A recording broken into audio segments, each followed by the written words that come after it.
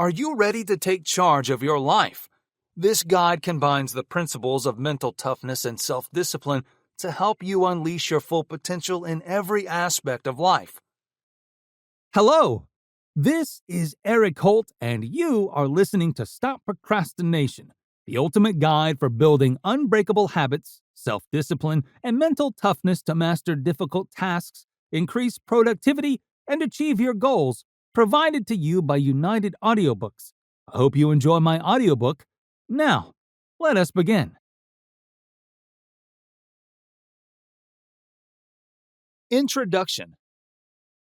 Have you ever thought about what makes a successful athlete, or a capable boss, or a decent parent? Why do some individuals succeed in their endeavors while others do not? What distinguishes them? Typically, we discuss the talent of top performers in our responses to these questions. He must be the lab's most intelligent scientist. She outpaces the rest of the team in speed. He is a consummate business tactician. However, I believe it is only the beginning of the story. Your intelligence and talent don't matter as much as you might assume once you start thinking about it.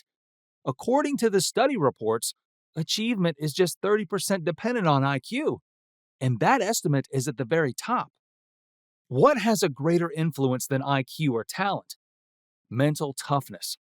According to research, your mental toughness, or grit, is more crucial than anything else for reaching your health, career, and personal goals. That's excellent news because while there's not much you can do about the genes you were born with, you can do plenty of things to build mental toughness. While some recover swiftly from their failures and setbacks, others find it much more challenging. Are you fast to get back up after being knocked down by life and change with the times? Or do you feel unprepared and lacking confidence in handling the challenge? If you belong to the latter group, don't worry. Fortunately, there are many practical ways to build mental toughness. It's a skill that can be cultivated with effort, self-control, and practice. When life circumstances unexpectedly and negatively change, such as when a loved one dies or relationship ends or we lose jobs, our resilience is often tested. However, these difficulties allow you to overcome them and recover even more powerfully. Why is mental toughness so crucial? What steps can you take to increase it? Now let's discuss that. Understanding mental toughness. Are you the kind of person who strives for success in life? Do you have the mental toughness required to do that? We can all agree that achieving success may be difficult, no matter what your ambitions may be, and that, over time, the daily grind can drain you emotionally, psychologically, and physically. On their path to success, high achievers and performers face a variety of obstacles, including failure, burnout, discouragement, tiredness, self-limiting beliefs, stress, and other problems. How is it that some individuals continue to work for their goals year after year while others lose up? How do such people maintain their fortitude despite such overwhelming odds? Currently, research indicates that having a strong mind is essential for success. In other words, reaching goals depends greatly on having mental toughness. It's the simplest form. Mental toughness is just the ability to remain calm under pressure. Higher levels of mental toughness can overcome these difficulties and pave the path to success, whereas people with lesser levels may give up on their aspirations. The good news is that regardless of who you are, what you have been told, or what you currently believe, you can develop the mental toughness you need to succeed. Defining mental toughness. Mental toughness combines curiosity, resilience, the desire to develop personally, interpersonal confidence, and self-confidence. Although it is a broader notion, mental toughness is strongly tied to persistence, resilience, and grit. Resilience is often defined as the capacity to bounce back from failures. Resilience is reactive by definition. In addition to resilience, mental toughness adds proactive qualities that let people seek opportunity, change, and challenge with self-confidence. The phrase, resilience makes you survive, mental toughness makes you thrive, has been used to express the difference between the two. Being mentally tough is not about dominating, macho, insensitive, or selfish. It involves being self-aware and secure in your flesh. It requires fortitude and inner strength to keep going and have faith in your capacity to win even when the cards are stacked against you. The effects of laziness and procrastination on your life. Procrastination has negative impacts on both your physical and emotional health. You can lose your confidence, which would increase your vulnerability and anxiety. You wouldn't want to see a potentially dangerous situation unfold. Check out these desperately needing health repercussions of procrastination. High levels of stress. Assumptions about the task's difficulty and convictions that you cannot complete impact your anxiety and stress. When the submission date draws near and you are off course, you begin to doubt your ability to complete the task. Procrastination affects your mental health, making you feel hopeless and unable to complete tasks. You can be sure you are acquiring procrastination habits when carrying out the tasks gets boring. Work and relationship issues. Procrastination could drastically ruin your career if you habitually put off important tasks. You may find that your work performance worsens.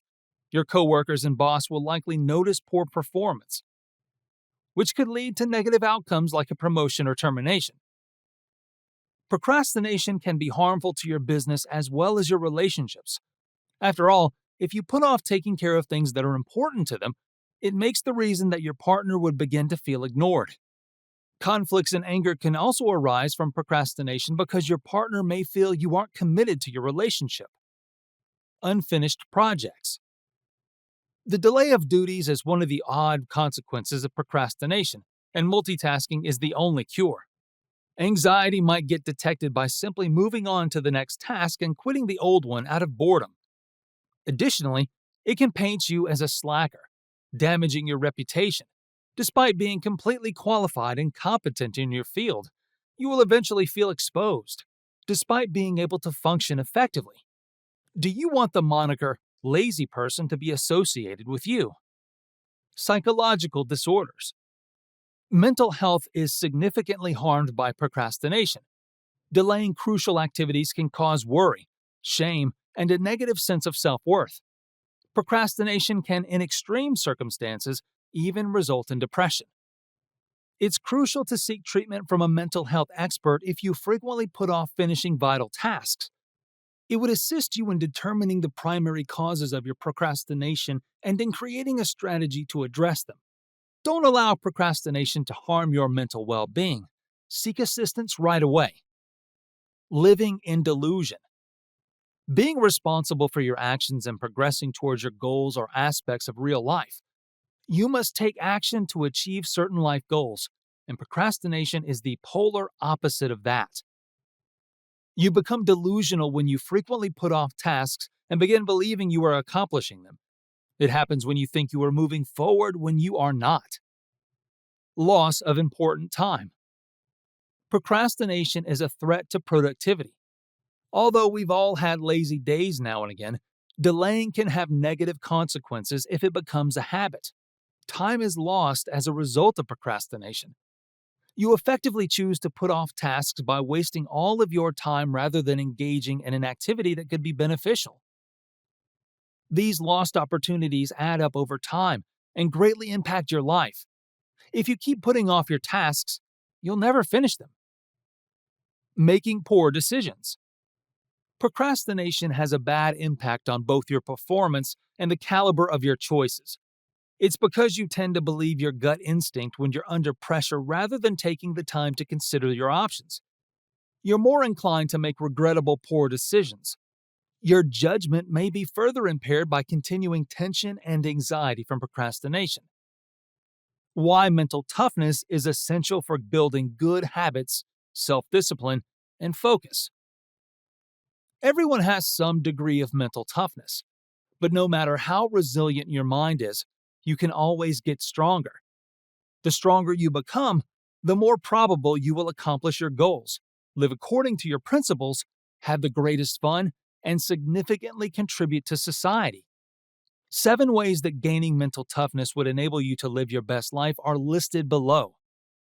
Number 1, the ability to control your emotions requires mental toughness. There are many emotional highs and lows in life, and the secret to living your greatest life is being able to manage this emotional roller coaster healthily. Managing your emotions well can make you a champion when navigating life's inevitable ups and downs. You'll be prepared to deal with difficult topics that make you feel nervous, depressed, or ashamed rather than trying to avoid pain. Greater mental strength guarantees you can control your emotions and face your anxieties.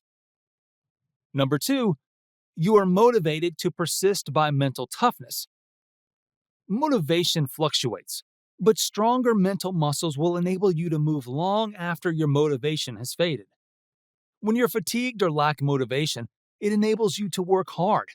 When your brain tries to persuade you to give up, it helps to talk back to it. Gaining strength guarantees you'll keep going even when you're not feeling it. Number 3, self-doubt is silenced by mental toughness. Self-doubt will surface eventually, whether your goal is to finish a triathlon or increase your business's sales. But as your mental capacity increases, you'll understand that not everything you think is true. Your brain can be deceitful. While mental toughness does not completely eradicate self-doubt, it might help you ignore negative self-talk. Number 4, you get courage through developing your mind. To leave your comfort zone and confront your anxieties requires courage. Because of this, there is no assurance that the risks you take will result in the desired outcomes. Fortunately, it is possible to develop mental toughness that is so strong that it will assure you that you can handle defeat. The secret to pushing oneself to undertake difficult things is to have faith in your ability to handle whatever life throws at you. Number 5, you can dismiss unwanted counsel if you have mental toughness. Overvaluing other people's opinions will make your life more difficult.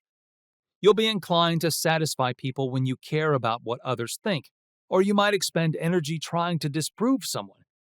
Developing stronger mental muscles can block out unproductive criticism and harmful counsel, regardless of what others think. Mental toughness enables you to make the best judgments based on your values. Number 6, you learn from mistakes when you have mental toughness. Large egos offer justifications for mistakes. On the other hand, big mental muscles only seek out justifications. You can also learn from your blunders if you're willing to explore why you made a mistake. Mistakes can become a chance for progress if you take ownership of your actions with humility, and this development may be crucial to your success. Number 7, you can overcome failure with the help of mental toughness. Many unpleasant feelings, such as sadness and embarrassment, are brought on by failure. And when they fail, this discomfort can lead many people to give up on their goals. You will be better able to recover from setbacks if you develop your mental strength. Many successful people do so because they understand that failure is a necessary step on the road to success. Developing a growth mindset. Our success at work, school, and daily life can significantly impact how we view ourselves and our skills. However, not everyone takes the time to consider how they think, and they could make unfavorable conclusions about their abilities. What is a growth mindset, then, and how can it help us in achieving our goals? Here, we examine the value of a growth mindset, how to accept difficulties, and how to grow from failure. The power of growth mindset. People with a growth mindset think skill and intelligence can be developed. People must continually work on themselves even if they are born with particular traits if they want to succeed. People with fixed mindsets, on the other hand, believe that skills and intelligence are things that you either have or don't. In other words, some people are exceptional in some areas, while others are exceptional in others. They do not believe that practice, failure, and the evolution of tactics are crucial for developing intelligence or skills.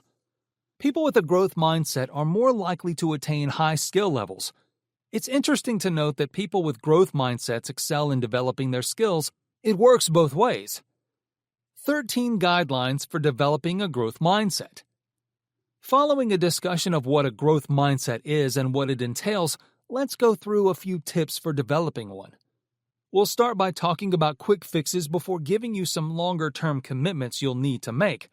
The following 7 actions can be taken right away to cultivate a growth mindset. Number 1, recognize your present position. Are you concerned about whether or not you fit into the growth mindset category? On the other hand, do you believe yourself to have a fixed mindset? Acknowledging your position is the first step. If you are unsure about where you are, it is impossible to choose a destination.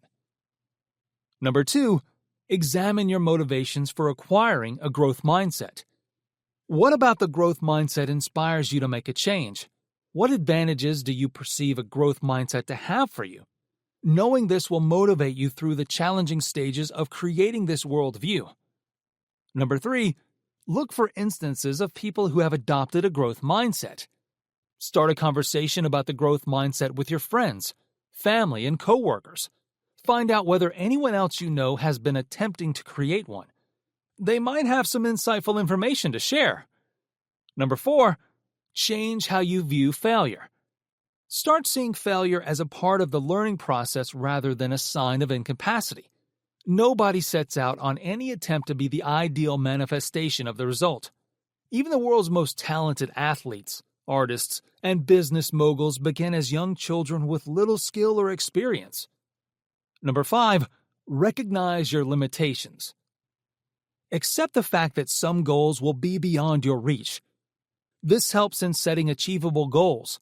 It will help you realize that some undertakings will need significantly more work than others, such as those for which your genetic composition is less suited. Number 6, be aware of your actions and speech. Take note of the way you describe skill and ability. Do you say, "I'm no good at this," or "she's just naturally talented"? Just replace them with, "I'm not great at this yet," and "she's put in a lot of effort to become so talented." Take note of how individuals around you behave and communicate. Then go out of your way to find and nurture relationships with those with a growth mentality. Number 7, study brain plasticity. Consider delving into neuroplasticity if you enjoy understanding how the human brain functions.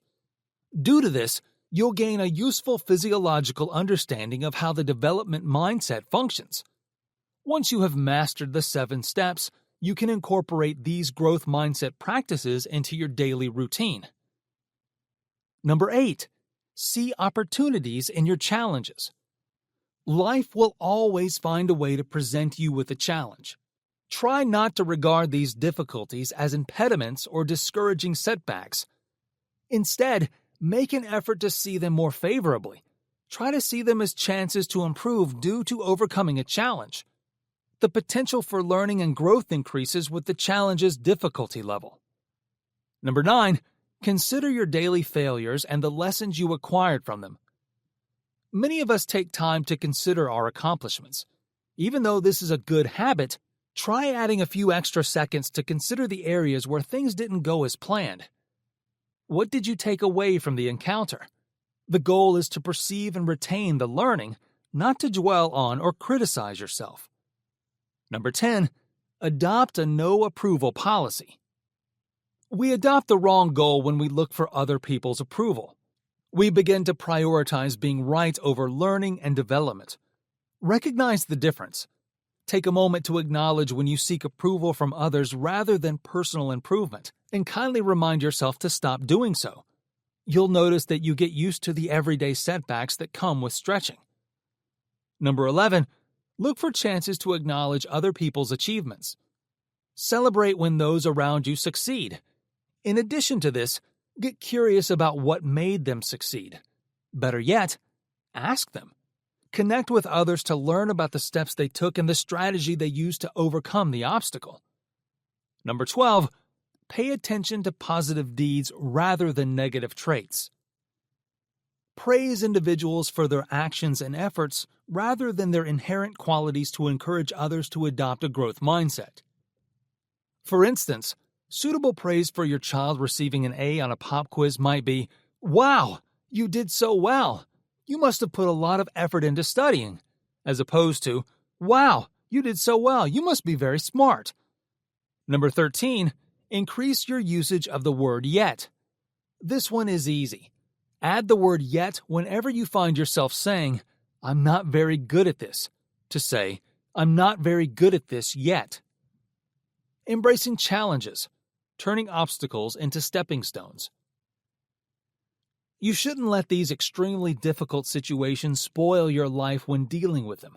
The most crucial thing to remember is to examine your attitude and how you react to these setbacks when they occur. Grab these tactics to help you overcome obstacles and gain the upper hand. Choose to accept your challenge. Choose to accept your challenge when it presents itself. Keep a positive outlook, because in reality, how you deal with these challenges is crucial. The scenario will become significantly less terrifying if you adopt an optimistic outlook. You often worry when faced with challenging circumstances. It's easy to feel helpless and perplexed. Perhaps you experience victimization, but the truth is that you can't control life. When something or your situation makes you uncertain, keep your composure and resist the urge to panic or give up, but take advantage of the chance to rise to the occasion. You can select whether or not you'll let the circumstances overwhelm you. Turn around, learn from your current challenges, and grow more resilient. When facing a challenge, assume control. Straighten your shoulders and attack it. There is no such thing as giving up, but be certain that you will defeat them. Slaying your giants starts with doing this. Recognize your discomfort. Many life events are painful at the time, but are beneficial in the long run. Even though it could seem overwhelming and you lack energy, acknowledge, accept, and embrace your task. You may experience distress, sadness, and even heartbreak as a result. From monetary issues to loss, to natural disasters to facing your anxieties, it can all feel so unsettling that you could think the world is ending. But once you overcome it, you feel much better and stronger. Don't be afraid to take on these problems. The fact that it won't last forever is a wonderful thing to keep in mind under certain circumstances. You can defeat them by going up against them head on. Proceed slowly. A difficult scenario can send your emotions on such a roller coaster. You may be filled with hope one minute and completely lost in bewilderment the next, and you can become quite worn out as a result. Move slowly. Recognize the circumstances as they are. Don't let difficult situations consume you. Instead, take a steady, deep breath to quiet and center yourself. It can be quite simple at this point for the mind to drift to negative or what-if thoughts. Whether you need to pray, meditate, recite uplifting mantras, or do any mix of these, now is a great moment to combat this. This is the period when you need to cultivate your thinking the most. Whether you need to say it out loud or in your brain is immaterial. You'll feel more at ease, calmer, and at peace after reading this. Another serious issue is our propensity to put our needs in difficult times. But you must treat yourself with kindness. Care for yourself. To feed the body, eat wholesome foods, and engage in exercise. Your support group. You don't have to confront your issues alone, even though you can be experiencing a wide range of sensations and emotions. When you are surrounded by encouraging people, it may make a huge difference. They will be the ones to support you during these trying moments. They'll encourage you and pick you up. This support group will motivate you to push through it and get through it so you can continue. The rewarding thing is that when any of your friends, family, or other support team members have difficulties, the roles will be reversed.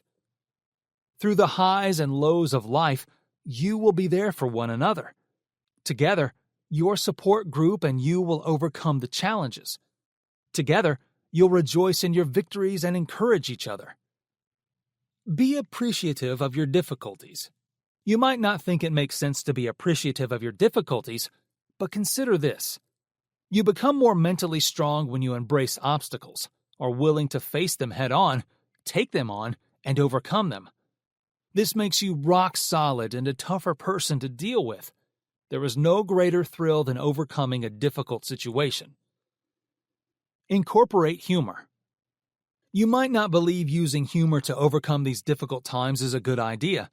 However, studies have proven that laughing plays a significant role in our daily lives. Why is it required? You can probably relate to the concept that humor helps people cope and reduce stress. Making ties with other people is also beneficial. Additionally, it is a token of disobedience. Although we cannot control the circumstance, we can make it more amusing. Your fears are lessened by doing this. Watch humorous movies, visit a comedy club, or get together with loved ones to laugh together. Humor is strong and can be therapeutic. Building good habits. What do habits mean? Habits are the day-to-day choices and activities you make on a small scale. According to Duke University researchers, habits are responsible for around 40% of our daily behaviors. Your current state of existence is mostly a result of your habits. How physically fit or unfit are you? The result of your habits. How content or discontent are you? The result of your habits. How prosperous or unsuccessful are you? The result of your habits. The thing you repeatedly do, i.e., the things you spend time thinking about and doing each day, ultimately shape who you are, what you believe, and how you come across to others. Better habits are the foundation of everything, from procrastination and productivity to strength and nutrition. You can change your life when you learn to change your habits. Identifying and breaking bad habits.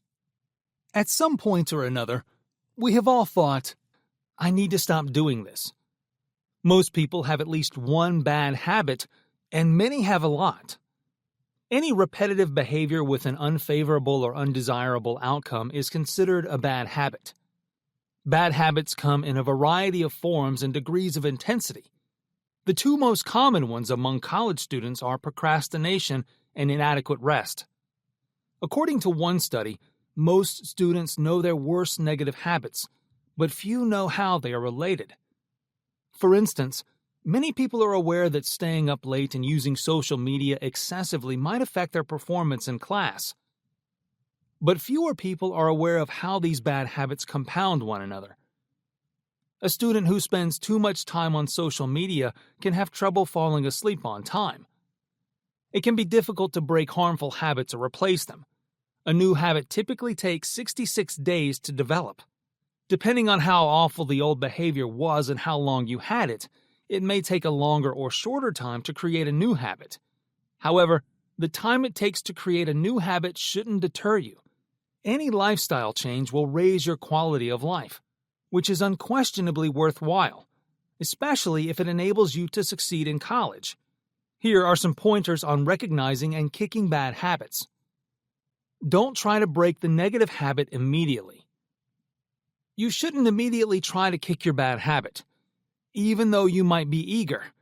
Instead, devote 2 to 4 weeks to learning everything about your bad habit, including what causes it. When does it most often occur? Does it occur more often in some regions than others?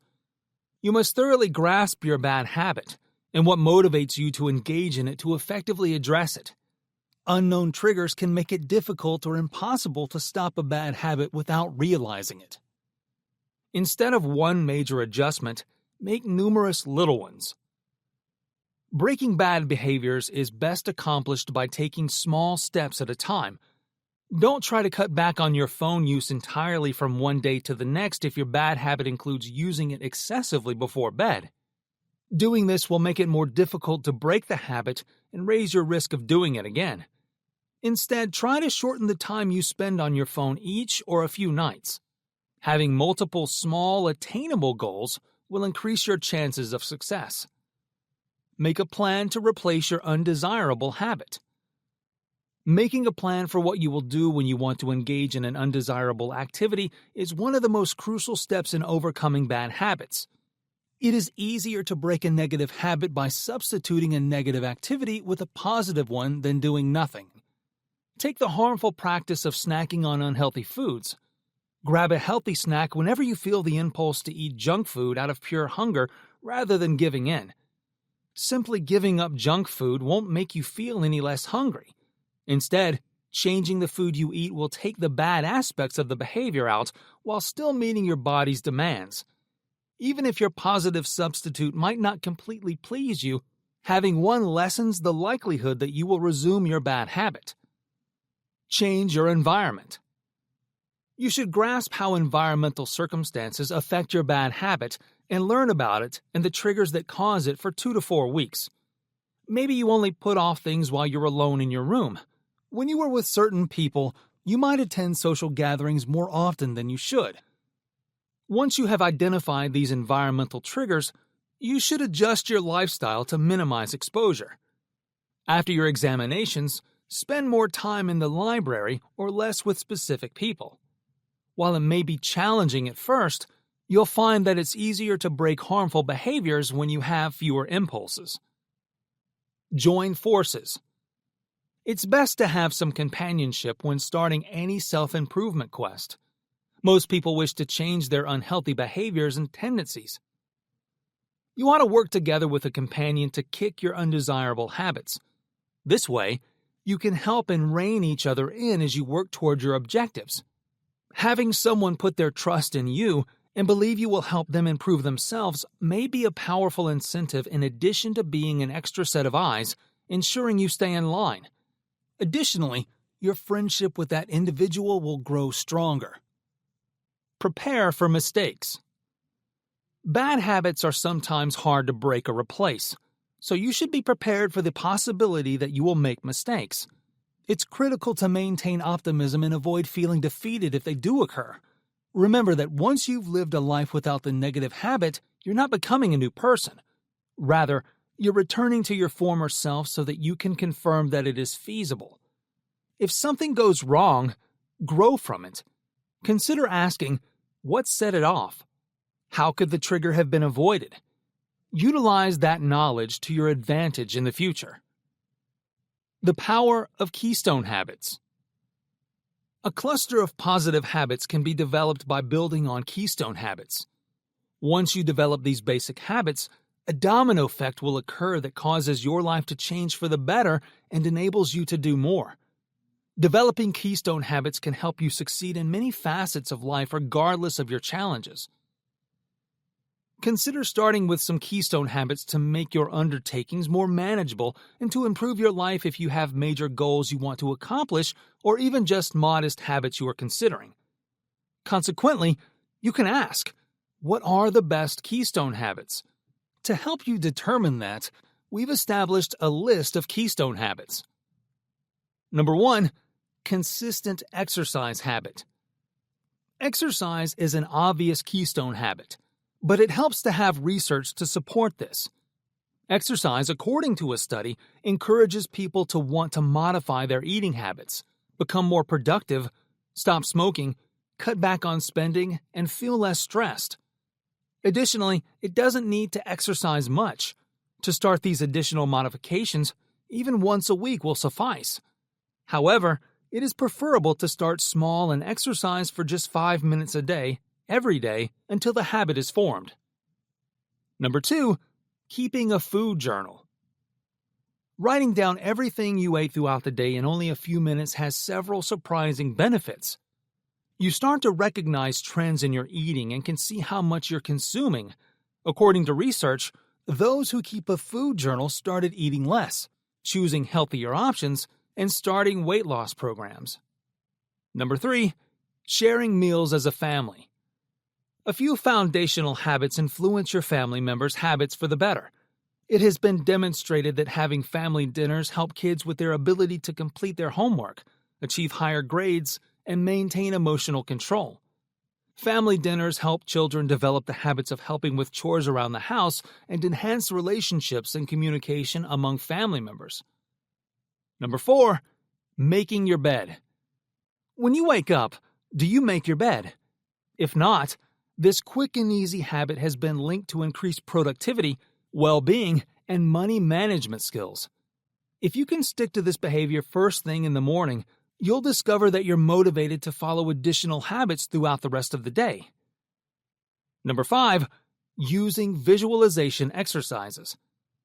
With 19 Olympic medals, Michael Phelps is the most decorated Olympian in history. He attributes his focus and success to the strength of picturing a flawless swim before he enters the pool. When used to achieve the desired result, visualization has been found to help improve performance in many facets of life. As we visualize the movement, our brain networks are reorganized, strengthening connections across various brain parts. The putamen in the forebrain is stimulated, preparing the brain and body for action and enhancing our ability to move more efficiently. Number 6, positive thinking. An attitude of confidence and energy that encourages many other great behaviors is created by actively shifting your perspective to see your life and situations from a positive point of view.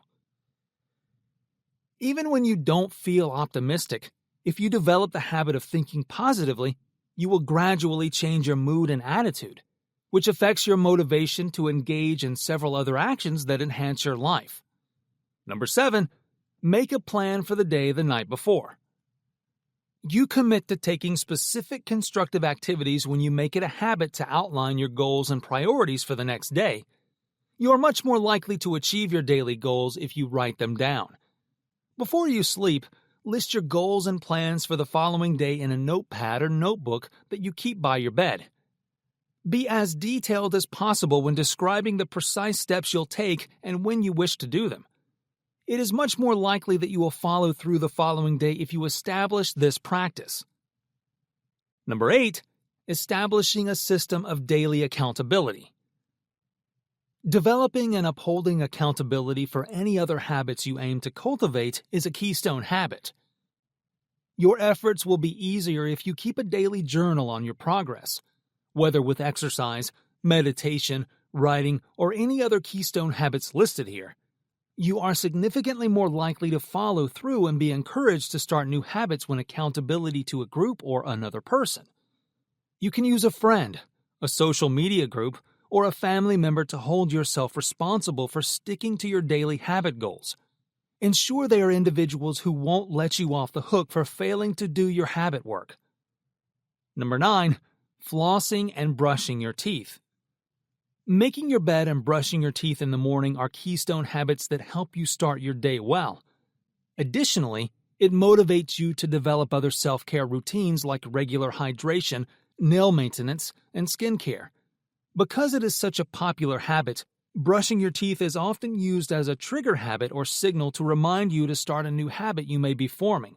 However, just 30% of people regularly floss. Therefore, brushing your teeth can be the ideal foundational habit to encourage and remind you to floss. Number 10, morning mindful meditation. Making it a routine to meditate first thing in the morning will help you feel calm all day long. According to research, meditation can enhance memory, lessen stress, boost productivity, and motivate you to accomplish your daily goals. To find the meditation method that is most effective for you, start with 10 to 15 minutes every morning. Creating a habit stacking system. Among all the useful tips and tricks, habit stacking is one amazingly straightforward and powerful approach that you may not be familiar with yet. It entails stacking the new behavior you're seeking to acquire onto a pre-existing behavior to help you remember to do it and make it easier for you to carry out. It makes use of our pre-existing strong synaptic connections.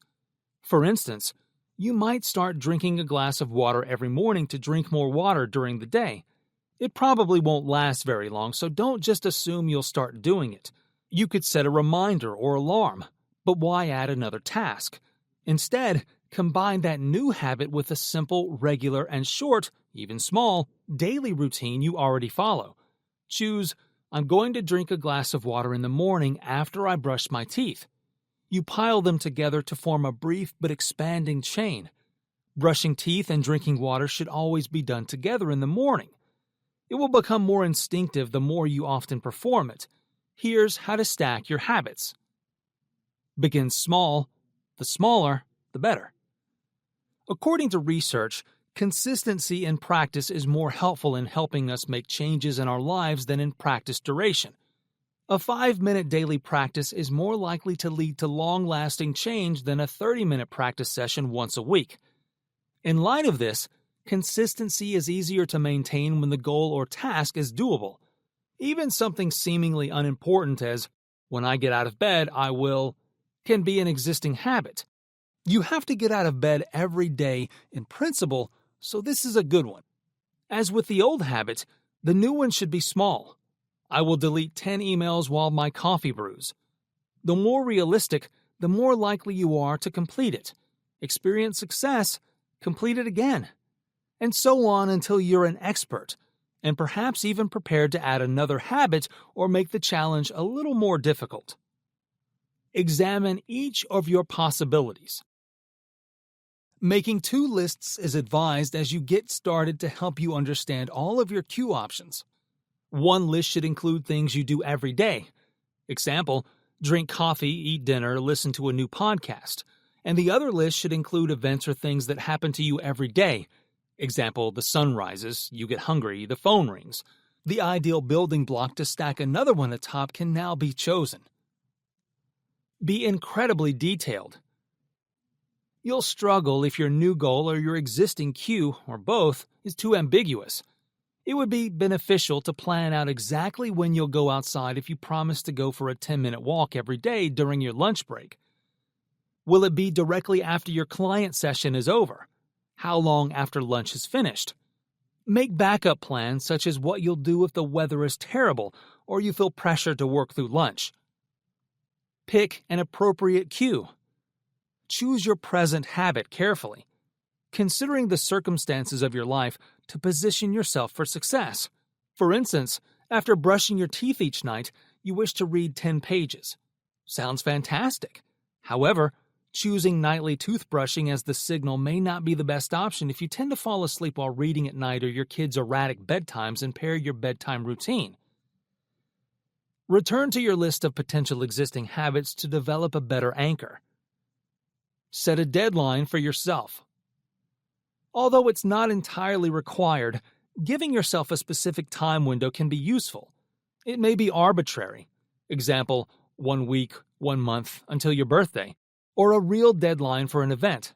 Example, the race you're training for or the due date of a job project. Overly ambiguous goals may make you feel less inspired to work toward them. Setting up a timeline supports your commitment to working on this new habit. Furthermore, because setting a deadline is more of a temporary commitment with a clear outcome, it may seem less intimidating. It also gives you a great opportunity to pause and consider your accomplishments. After taking your daily vitamins for the entire month, did you manage to meditate for 3 minutes? Be happy about that. Or did you stop after a short while? Consider asking yourself why, changing your goal, or picking an alternative habit to relate to. I hope you're enjoying my audiobook so far. It would be a pleasure if you could let me know how you're feeling about this audiobook in the comments section below. We would greatly appreciate it if you could also like this video and subscribe to United Audiobooks to have access to more best-selling audiobooks in the future. Also, please, if you are interested in getting more free audiobooks, please click the first link in the description below.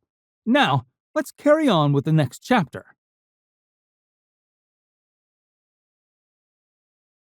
Mastering self-discipline.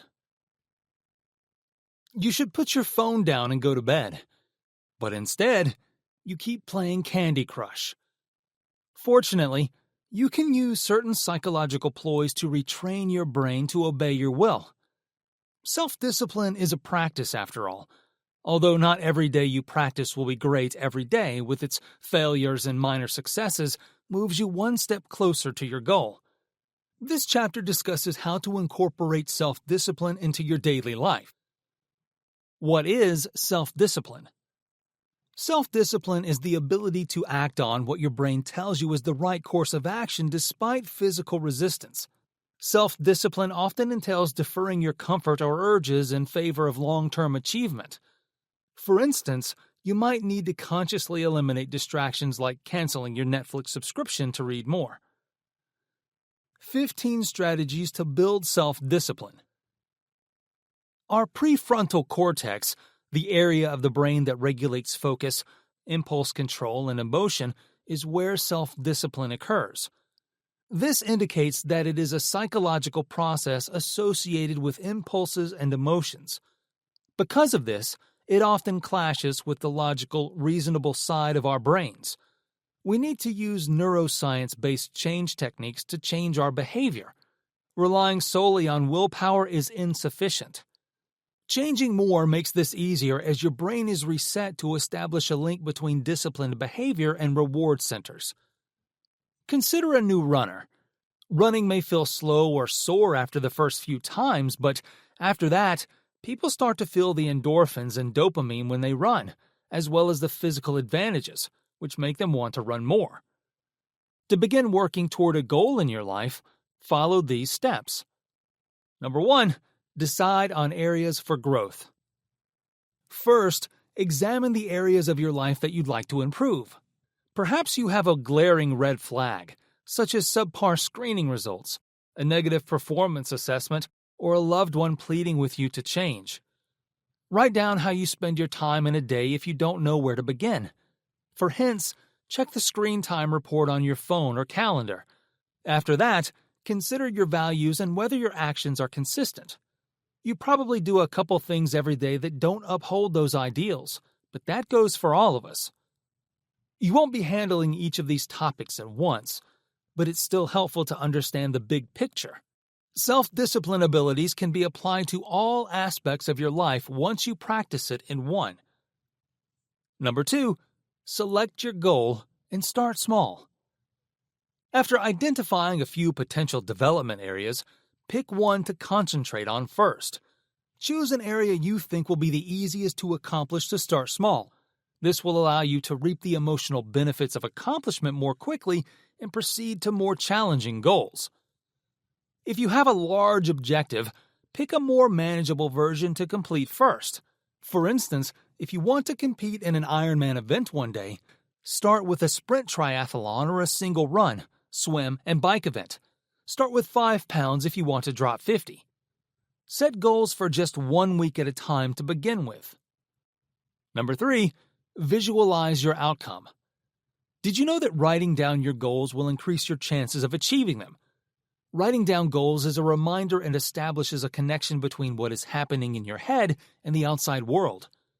This might be as simple as a sticky note on your computer screen or as intricate as a vision board. Additionally, you can maximize your chances of success by picturing yourself attaining your goals. Our brain sees imagery as real and forms new neurological pathways to enable us to follow through.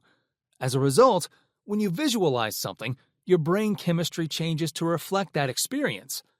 To overcome emotions of inadequacy and imagine accomplishment, try uttering affirmations aloud, such as, "I can." Number 4, define your surroundings.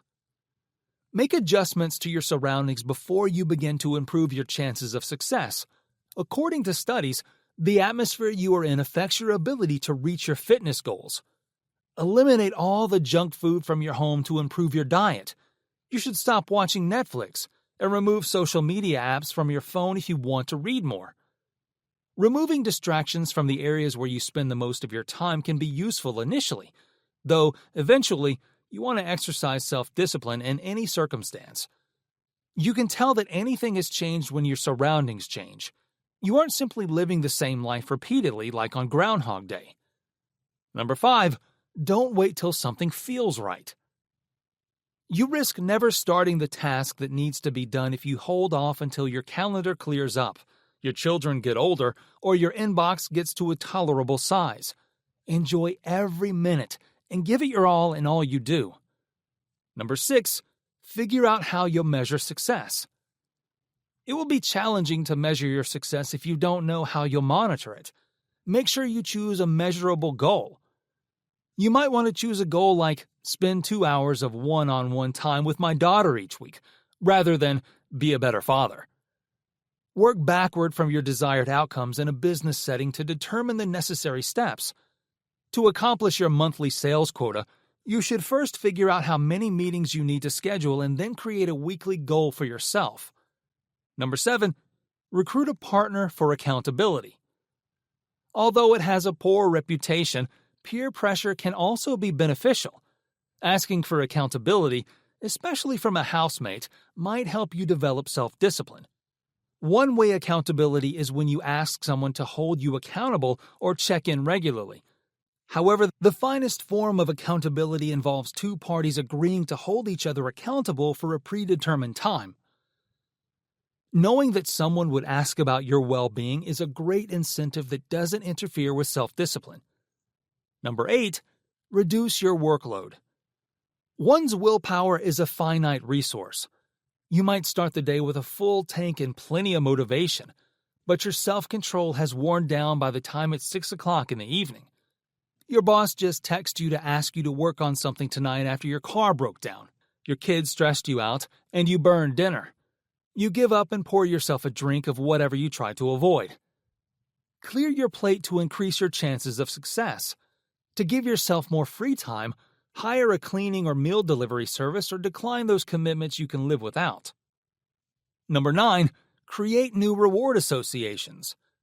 Since habits are difficult to break, it feels secure to stick to familiar patterns, and we have created reward associations, such as the mouth-watering flavor of indulging in a giant tub of ice cream. You can reassess your past reward loops by keeping a journal or paying close attention to how you feel when you carry out a new or old action. Using this technique, you can also create new connections with rewards, such as a restful night's sleep after giving up alcohol. Number 10, fail. It's not that people with self-control never have mornings where they consume all the donuts in the kitchen, spend 1 hour on social media, and lose 2 prospects. They most certainly do these days, but they start over the following morning when they awaken.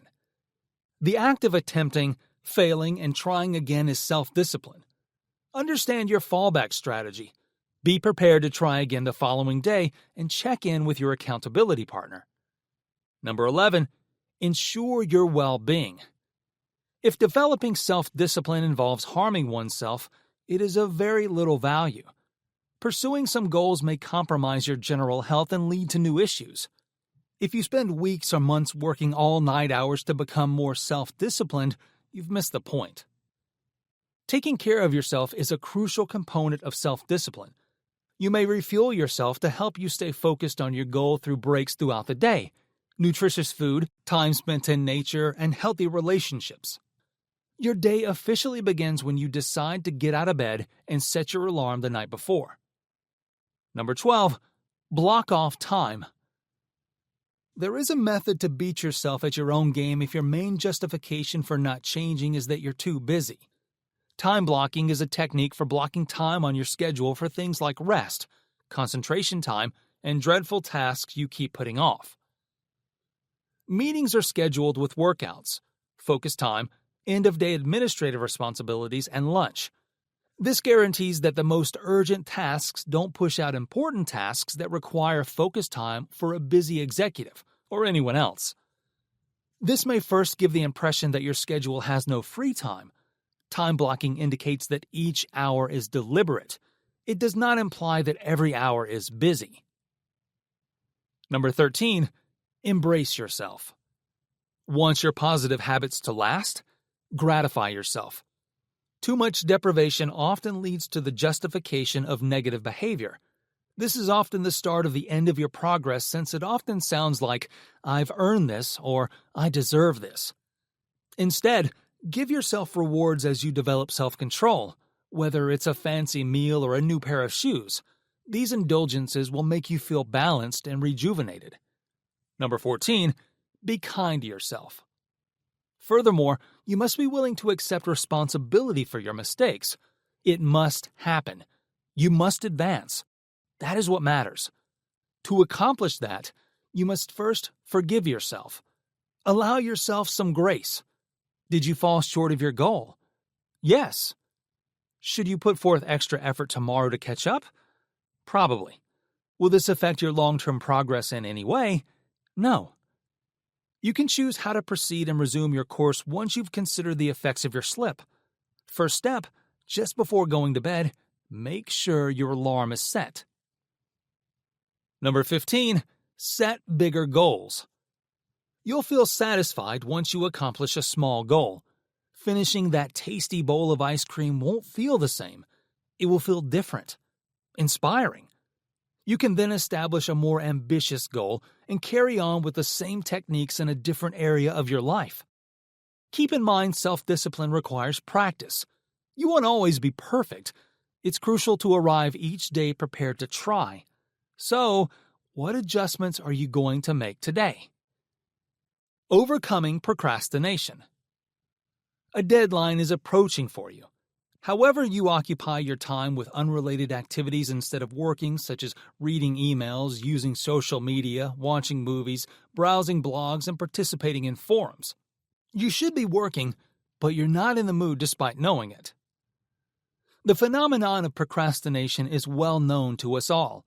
We waste our spare time when we put off accomplishing important activities that need to be done now until it is too late. And when it is too late, we freak out and regret not starting sooner.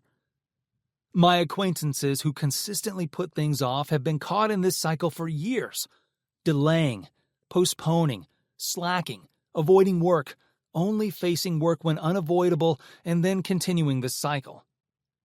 It's a destructive habit that saps our energy and keeps us from achieving more. Avoid letting procrastination rule your life. Here, I'll outline my strategies to avoid putting things off. Spend just a few minutes on the task. Procrastinators put off doing the proper things and not only spend more time diverting themselves by doing the wrong things. A task's hardest part is often getting started. If you can convince someone to begin anything quickly, the brain's drive to see it through should then take over. Prioritize the challenging and crucial tasks. We require more energy and focus on executing more difficult things. Therefore, starting with the most difficult and crucial tasks makes sense because doing them when fatigued is challenging and often results in people delaying them for another day. Enhanced self-regulation skills and attitudes. The capacity for appropriate strategy selection and self-correction while doing a task is known as self-regulation. Although procrastination is sometimes referred to as a failure to self-regulate, procrastination researchers contend that simply being aware of how crucial self-regulation is to overcoming procrastination is insufficient. You must have the self-confidence to use these tactics and abilities if you are to be successful. Organize your surroundings. If you can see temptations, you're more likely to become sidetracked and delay your goals. For instance, a recent study discovered that even when you are not using your phone, having it out and visible can cause you to perform 20% worse than if you had put it away. Just having a cell phone around can be sufficiently distracting to result in reduced attention. Do you work in a setting that encourages completion of the current task or one that encourages procrastination? Establish a brief due date. It has long been proven that the further away an event is, the less effect it has on people's decisions. Give each task component a brief deadline after you've broken it down. Boost your self-assurance and belief. People are more prone to put off doing a task if they think they won't succeed at it. Showing them how others who have experienced a similar situation have succeeded is one technique to boost their confidence. Psychologists refer to this as modeling. This might give the task at hand the appearance of being doable and offer a potential model to follow. Make the task harder. It may seem counterintuitive to say this, and more difficult work must make someone want to put it off even longer, right? Evidently, no. People report feeling more satisfied if a challenging task is accomplished effectively. Making the task somewhat more difficult should prevent high achievers from getting bored, provided it is still doable. Developing a lasting mental toughness. Life is peculiar. It appears to have its thoughts. When we think we have everything figured out, something unexpected happens over which we have little control. We fumble around and spend much time trying to direct that ball correctly. However, despite our best efforts, there isn't much we can do to influence the factors outside our control. We become disappointed and attribute our problems to the cosmos when our efforts are unsuccessful. Not that this is any help. After all, life is unbiased, and we could care less about how we handle the curveballs it throws our way. Though we have aspirations and goals for the future. We must stop using the tame and blame approach and focus our efforts on managing our reactions. Despite the uncertainty of life, we must find a means to modify our route. It is referred to as mental toughness, the capacity to breathe deeply, immerse ourselves in the experience whether we like it or not, and begin carrying out what is necessary. The good news is that growth and upward spirals of growing resilience are sparked by these times of adversity. Thus, when times are difficult, hug yourself. Most people start criticizing themselves when things don't go as planned. Words like, "you shouldn't have done this." Our thoughts quickly race between, "you can't even do that," and "if only you had," leaving us feeling completely ineffective and defeated. According to research, we would have the courage to move forward and make the appropriate decision if we came from a place of self-compassion, where we acknowledge the challenge we're up against and assure ourselves that we're there for ourselves. Keep the end in mind. The single best indicator of success is having a clear vision of what we desire. But many of us are not certain about it. Writing down our long-term goals, picturing them in our minds, and planning the steps we must take to achieve them will help us stay realistic, persistent, and resilient. Otherwise, we have unrealistic expectations for quick outcomes and give up when we encounter the challenges and temporary setbacks that are part of every attempt. Celebrate prior victories. To survive, the human brain has evolved to look for dangers. As a result, failures and negativity loom large in our minds and leave an impression so we can steer clear of such catastrophes in the future. However, in a world where actual danger is less prevalent than in the hunter-gatherer era, our fixation on the bad might cause us to miss what is good and great in ourselves. We need to reflect on pleasant experiences and relish them in our brains once again if we want our goodness, efforts, and triumphs to stick in our long-term memory and make us feel secure approaching our goals. Speak kindly to yourself. Self-talk is largely unconscious, but it is nonetheless incredibly effective. The inner critic has the same power to knock us down when we fail as it does to dissuade us from moving forward with our goals. We all have ideas like, "Come on, there's no way you can do this. Look at her, she's way better." And seriously, let go before you make a fool of yourself when we're about to achieve something significant.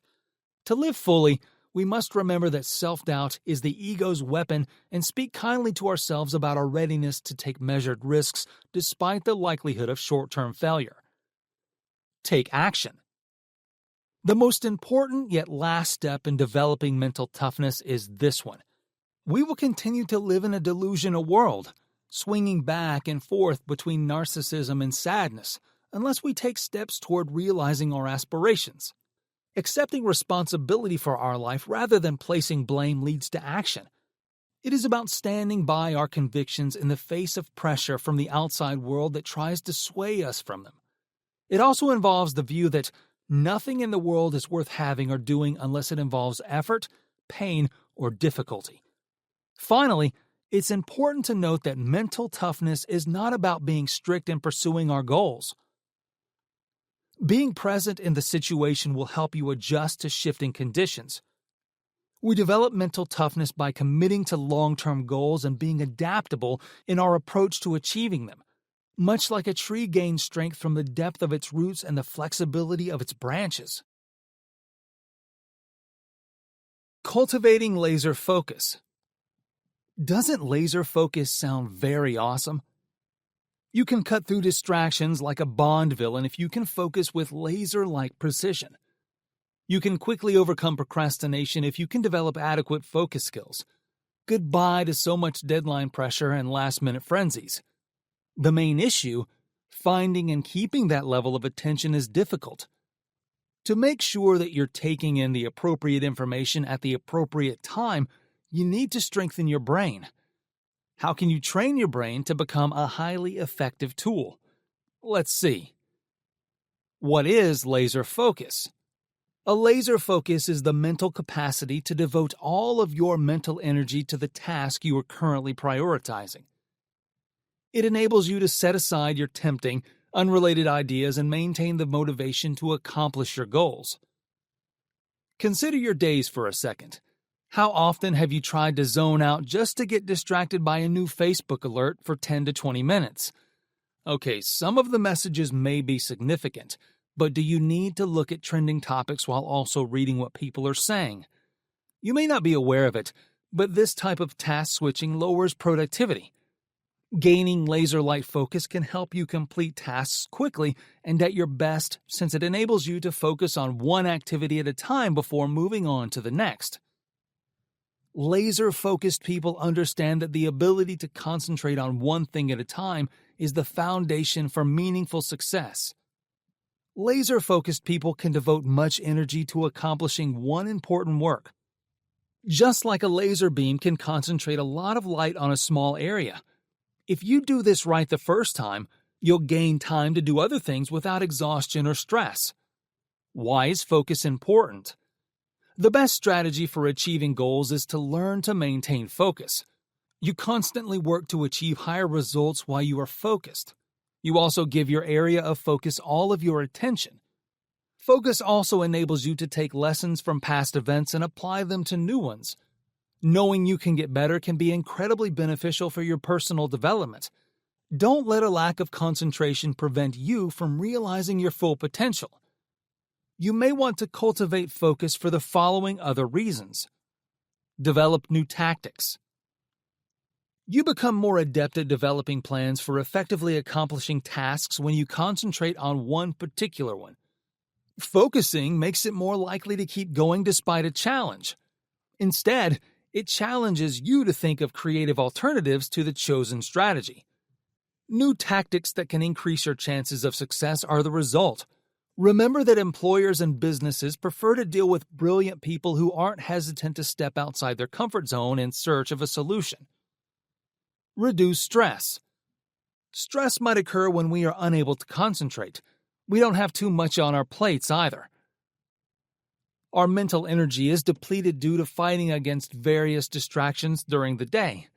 However, when you maintain this mindset and acquire laser-sharp focus, you can stop external factors from impeding your productivity.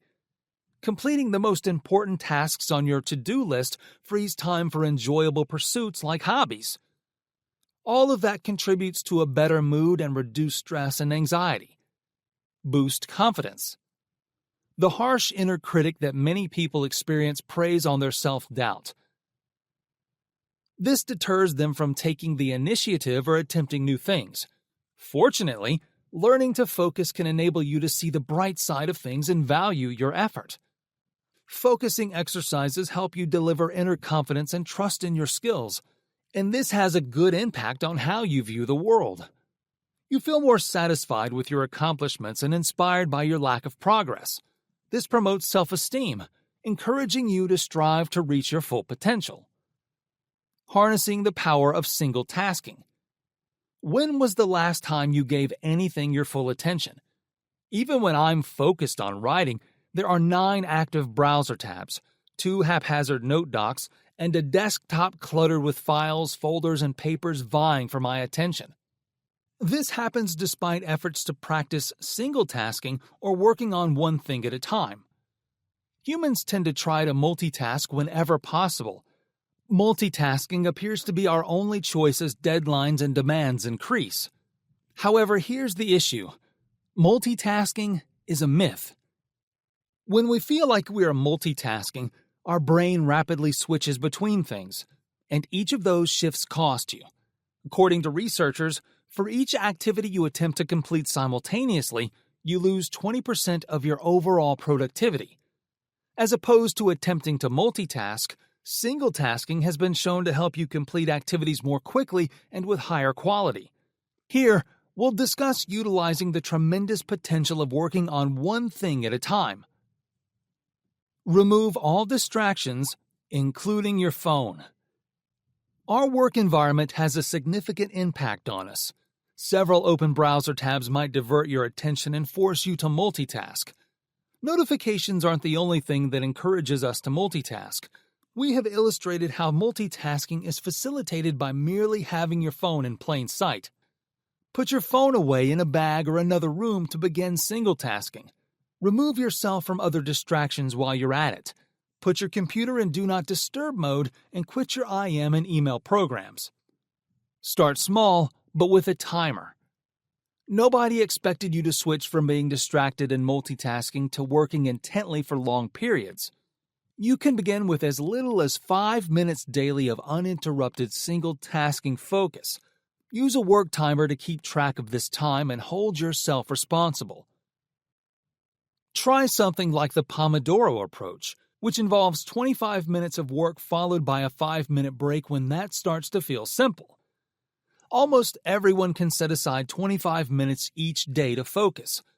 But to ease your worries that the office is on fire when you're focused, schedule particular times to check your emails and instant messages, and be open with your coworkers about your focused time. Finding a timetable that works for you is crucial. It gives you focused time for one task and the freedom to respond to distractions when they inevitably arise. Interrupt each period of single tasking with a significant break. Single tasking demands time and effort, and to meet its demands, you must take regular breaks to restock your stores. It's crucial to take regular breaks away from all your screens, preferably outside. Children with ADHD who went for a stroll through a park fared better on subsequent concentration tests than those who roamed through a city, according to a 2008 study. Effective time management strategies. The optimal time management techniques for you will depend on your personality, self-discipline level, and self-motivation capacity. You can manage your time skillfully by implementing any or all of the 10 strategies listed below. Number 1. Recognize how you use your time. A time log is a useful tool for analyzing your time usage. Keep a 15-minute time log of your activities for a week or two.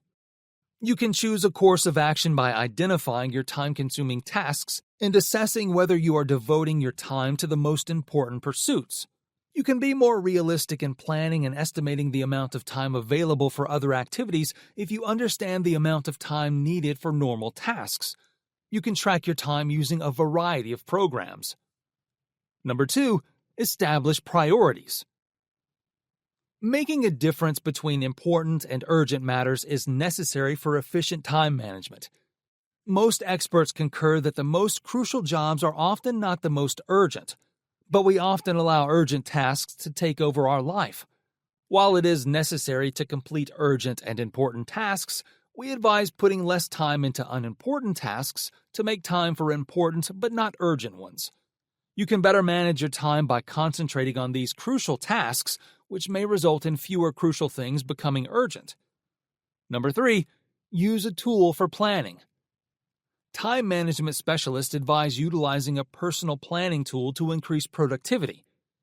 Personal planning tools include planners, calendars, phone apps, wall charts, index cards, pocket diaries, and notebooks.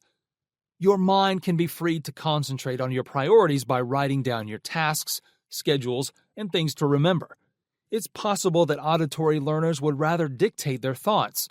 The secret is to use one planning tool consistently once you've found one that works for you. Number 4, organize your life. Bad time management results from disorganization. Clutter has a significant detrimental effect on how well-being is perceived, according to research. Get organized to enhance your time management. Shorten the time it takes you to digest information. For instance, sending emails can take up all of your day. Implement an email organization system that enables you to process the content in each email as quickly as possible to avoid wasting time. Use a color-coded system, flagging, or folders to track what belongs where. Number 5, maintain a proper schedule. Recording tasks that need to be completed, such as meetings and appointments, is only one aspect of scheduling. Make sure to allot time for the activities you choose. It takes self-awareness to plan well. Your time log should assist you in determining when you are the most alert and productive. Schedule your most difficult tasks for when you are at your most energetic. First, schedule time for your top priorities and avoid disruptions during that period. For lengthy travels or while awaiting a call or appointment, schedule quick tasks like drafting an email, making a shopping list, reading, watching webinars, or listening to podcasts. Profit from the time that would otherwise be lost. Avoid doing things that aren't constructive, including playing games or scrolling through social media. Set aside about 3/4 of your day for scheduled activities so that you have time for creative pursuits like imagining, planning, and thinking. Number 6, delegate to others for assistance. Giving someone else the responsibility for a task releases your time to work on projects that require your competence. Determine which tasks others can perform and choose the best candidates for the job. Choose someone with the necessary knowledge, expertise, enthusiasm, and authority to do the assignment. Be precise. Give the person some leeway to personalize the assignment while outlining the goal and your expectations. Periodically assess the person's progress and offer any help necessary, being careful not to assume control. Finally, command the individual for a job well done or, if necessary, offer ideas for improvement. Purchasing products or services that save time is another way to buy time and receive assistance. Time can be freed up for other activities, such as hiring someone to clean your house, mow your lawn, or join a carpool for your kids' extracurricular activities. Hiring a professional for specific tasks can often save you time and money. Number 7, stop putting things off. There are many reasons why people put off doing things. Perhaps you feel the task is too difficult or unpleasant. Consider eating the big frog first to help you stop procrastinating. And if you have to eat 2 frogs, it's best to start with the larger one. The unpleasant tasks we put off finishing are big frogs. As your first activity of the day, finish these things to get them out of the way. Another choice is to snowball your work, dividing them into smaller components, finishing related tasks, and then finishing the main task. Whether you go for the big frog first or snowball strategy, consider incorporating a reward system to encourage motivation. Number 8, stop multitasking. According to psychological research, multitasking does not speed up time. The opposite is often true. You lose time when you go from one work to another, which lowers your productivity. Every day, multitasking may make it more difficult to focus and concentrate. Focus on one activity at a time by eliminating distractions from your environment, including turning off notifications on your devices and allocating particular time for each work. Number 10, maintain your health. You should commit significantly to the care and consideration you offer yourself. Setting aside time to unwind or do nothing allows you to physically and psychologically recharge, enhancing your ability to work more efficiently. Monitor your screen time as part of your digital well-being and establish limits to maintain good health. According to a Google study, 4 out of every 5 participants who took action to improve their digital well-being also felt that this had a good impact on their overall well-being. Set time restrictions, or use the built-in software on electronic devices like tablets and phones to maintain digital well-being. You might also benefit from grayscale mode and blue light filters to enhance your digital well-being. Establish a period each night when you will turn off all your electronic gadgets and give your mind space to unwind. Unfortunately, slack time management and excessive screen time can lead to exhaustion, irritability, and more illnesses. Reward yourself for successful time management to reduce stress. Pause to acknowledge that you have completed the previous one before beginning the next work or challenge. Ways to develop laser-like focus. It's easier than it looks to improve focus. Become your brain's trainer and consider your ability to focus as a muscle. Your attention levels increase as you utilize them, much like your muscles. You also need breaks from focus sessions, the appropriate support, and a good diet to stay on track. Start your regimen by taking the following actions. Get enough sleep and rest. Any entrepreneur who is asked for their finest focus advice will tell you that it all begins with sleep. No one accomplishes anything when the only things keeping someone up are coffee and pure willpower. It needs lots of rest to utilize your brain to the fullest. According to studies, your sleep habits directly impact your cognitive function. The less sleep you receive, the more difficult it is for your brain to form connections between ideas, organize memories, and develop solutions. You'll require, on average, 7 to 9 hours of sleep each night. Don't deceive yourself into believing that 3 or 4 will suffice because you want to stay up late watching Netflix. Need a mental boost before a major project? Meditate. While providing a brief period of mental rest, meditation also dramatically improves cognitive performance. Use the ABC method. Observe what the Harvard Business Review says. They discovered that both internal and external influences constantly divert your thinking. If numerous sights and sounds are not drawing you away, you're allowing your inner thoughts to pull you away. Using the ABC method to become laser-focused, you can learn to navigate these distractions. That entails paying attention to your surroundings, taking deep breaths, and making deliberate decisions. In other words, consider your options, unwind, and choose the best course of action. Give your brain a moment to filter through all of its competing demands. Establish the ideal ambiance. A laser is a light that is focused under ideal circumstances. You must offer your brain the right environment to give yourself laser-focused attention. Begin with some music, but not just any song. Listening to classical music forces the brain to pay attention. Avoid anything with lyrics that can take your attention away from the task at hand to ensure that you can remain laser-focused. Check the heating and lighting as you increase the volume. According to studies, working in a warmer environment will increase productivity so long as you're not in a sauna. The abundance of natural light also means you won't have to strain your eyes. Fewer headaches equals less difficulty concentrating. Correct the visual. Once the music is appropriate, take a look around you. Working with plants in the office increases concentration and productivity. According to studies, increasing your focus could be as simple as taking a 40-second break to gaze at some greens. Green, not your color, change to red. According to additional studies, those who see red while concentrating on particular tasks exhibited enhanced recall and attention to detail. Your attentiveness is impacted by everything, even how you dress. According to one study, students conducting experiments while wearing lab coats produced half as many mistakes as their peers wearing casual attire. Dress appropriately. Take care of your body and mind. You can focus only when your body and mind are in top shape. You know how challenging it is to maintain concentration when you are worn out, ill, or otherwise disoriented. Increase your cardio to start taking care of your mind. According to research, training in aerobic activity increases the anterior hippocampus size and function. Cognitive skills related to spatial memory are improved as a result.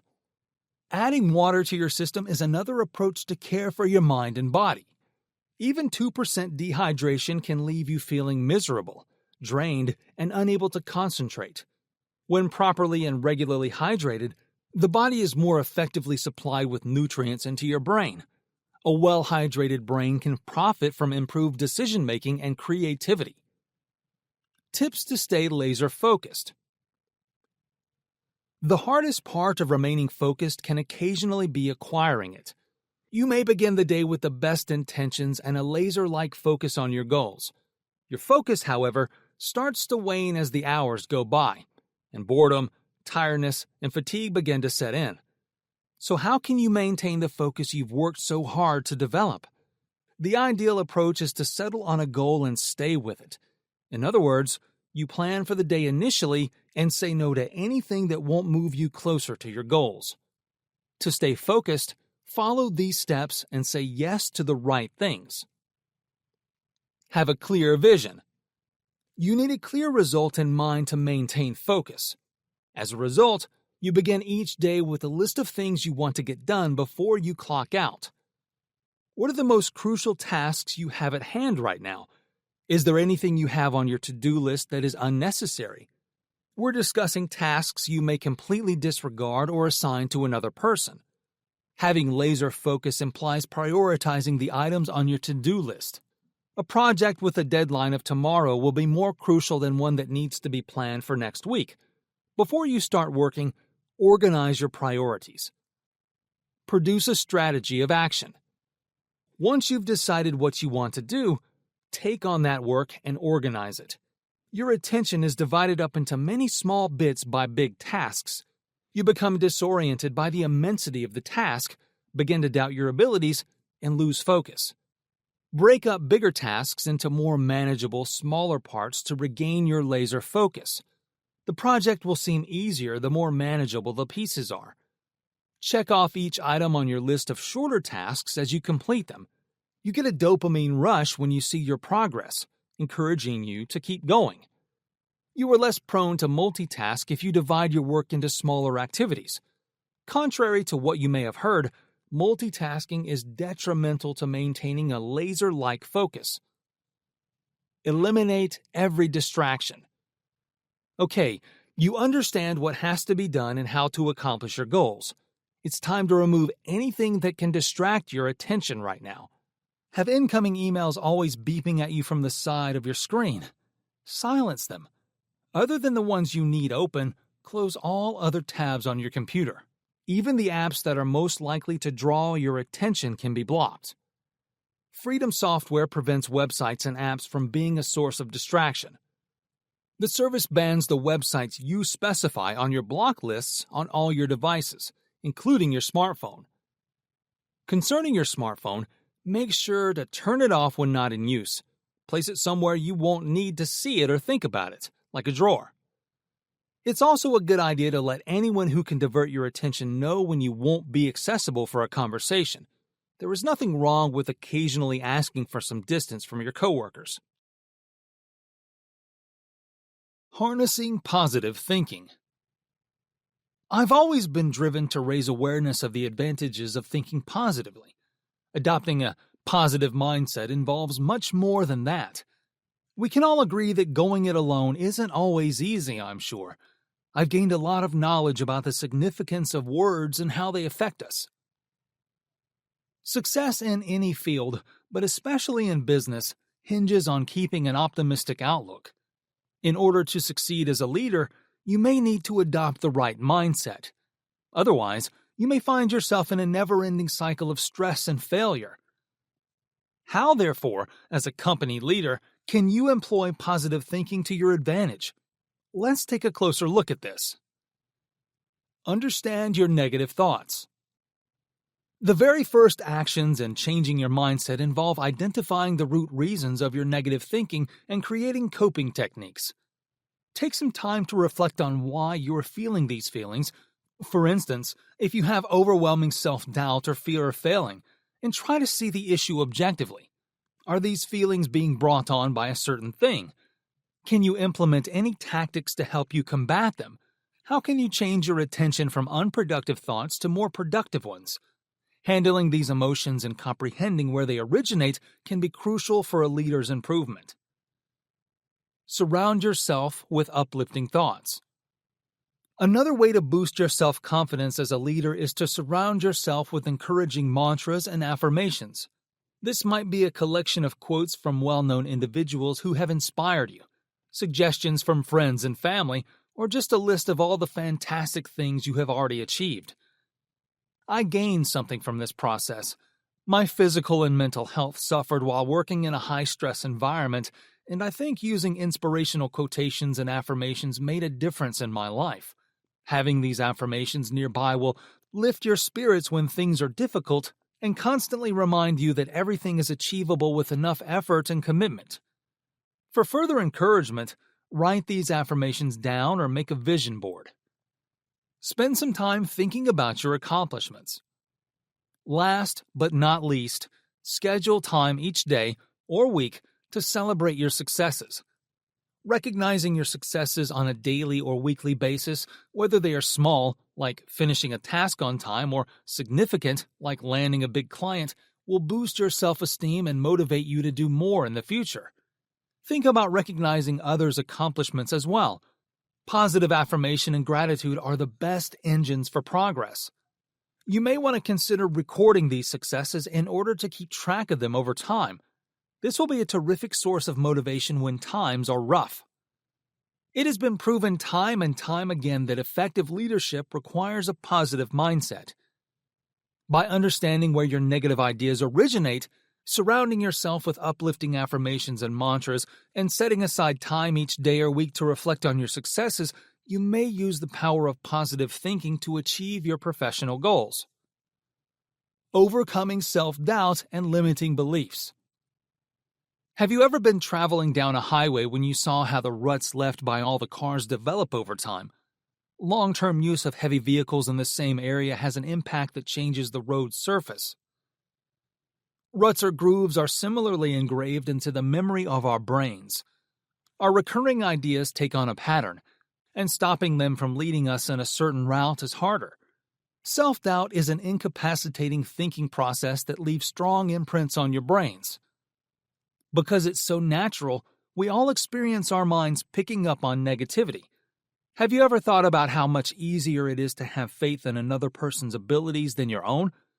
Everyone has an inner voice that often speaks louder than other thoughts, but it doesn't imply we are all doomed to live our entire lives with self-doubt. Several ways and suggestions might help you eliminate self-doubt and restrict thoughts from your life. Find the sources of your self-doubt. You must ascertain the root of your self-doubt before taking any action. Is it anxiety? Is it a lack of understanding? Is there a lack of self-confidence? Think carefully about why you believe you cannot accomplish this. Try tracking where your uncertainty came from. It might have its roots in a toxic friendship, an unsupportive partner, or an abusive upbringing. The first action is essential. Don't skim over it. Unless you address the cause of the issue, no remedy will be effective. Do your best to be sincere with yourself. Give up comparing. Don't evaluate your life against that of others. It breeds envy, steals our delight, and makes us feel inferior, undermining our self-confidence. Instead, try comparing your current situation with your previous one. Even if you might not be where you want to be, are you any closer now than you were a year or 5 years ago? A fantastic technique to assess your progress and growth is to compare your present with your history. Keep in mind that your path is not fixed. Life has no edit button, but you can modify it whenever you like. You can click edit if you don't like your path. If you're a planner like me, you've probably noticed how often our plans don't always turn out as we had hoped. Don't worry, it's okay. No matter your path, self-doubt finds it more difficult to penetrate you as long as you're learning and developing. Silence your internal judge. Our inner critic is another challenging aspect of self-doubt. This inner voice can be useful since it encourages us to use caution when making important decisions and pick our words more carefully. However, your inner critic can also stifle your creativity and feed all forms of self-doubt. It may be time to silence that inner voice of doubt if you allow it too much room to breathe. I acknowledge that my inner critic gives me a partial picture of the situation. I counter those instinctive ideas with fresh ones. If I hear that voice telling me, "You can't do this," I answer, "What if I am?" I can stop these self-doubting beliefs by confronting them with fresh possibilities. If, though, my inner critic questions, "But what if you aren't?" I simply respond, "I guess I'll have to try it to see." Don't misunderstand me. Your brain, the origin of your inner critic, is made to protect you. But if the bad feed keeps playing and replaying in your head, it affects your life negatively. Develop the ability to say no and to listen to your heart rather than the voice in your head. You are no longer required to let your self-doubt govern your life. You should be grateful to self-doubt for trying to protect you. Then reclaim your control and base your decisions on your goals and aspirations rather than your anxieties. Keep a journal. This is one of my favorite methods for overcoming self-doubt. By keeping a journal, you can recognize your successes and increase your self-worth and purpose. Even writing about your challenging and frustrating situations might be beneficial. Writing in your journal about your self-doubt and how you overcame it can be a powerful treatment. Be open, truthful, and focused on the intentional actions you've taken and the beliefs you wish to hold about your situation. Examine several viewpoints on your predicament and potential remedies in your journal. Write about your growth and the things you are learning. Learn gratitude. We can look for reasons to be grateful in every life situation. Even the worst situations can serve as a lesson to help you overcome the next obstacle. One thing that unites those who have triumphed against some of life's most difficult challenges, death, crime, or illness, is their capacity for gratitude and optimism. Enjoy your success. People with poor self-esteem often find it difficult to recognize their successes. Consider celebrating your victories rather than just letting them pass you by. When you accomplish a challenging task or attain a major goal milestone, treat yourself to something enjoyable. You can treat yourself to your preferred dinner, a pedicure, or a movie. You're less likely to doubt yourself in the future if you memorably recognize your accomplishment. How to use visualization to achieve your goals. You might utilize the simple technique of visualization to build a vivid mental picture of a forthcoming event. You can practice for the event in advance with effective visualization, which will help you prepare.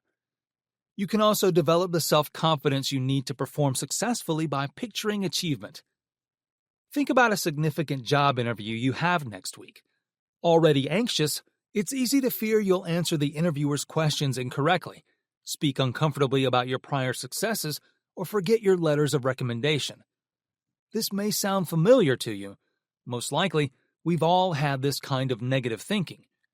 However, you might use visualization to pretend the interview goes well instead of thinking badly. You can envision yourself confidently answering questions, speaking fluently about your prior successes, and offering the interviewer letters of recommendation. Doesn't that vision feel so much better now? The wonderful thing about visualizing is how many different aspects of your life can be applied. Do you wish to be promoted? Do you wish to socialize more at work? Do you intend to launch your own company? You can benefit from visualization in each of these situations. For this reason, many highly effective people employ the strategy to make their aspirations and goals come true. To get started envisioning your goals, follow these steps. Number 1. Determine your goals. What would you like to focus on? Choose one dream or goal to focus on first.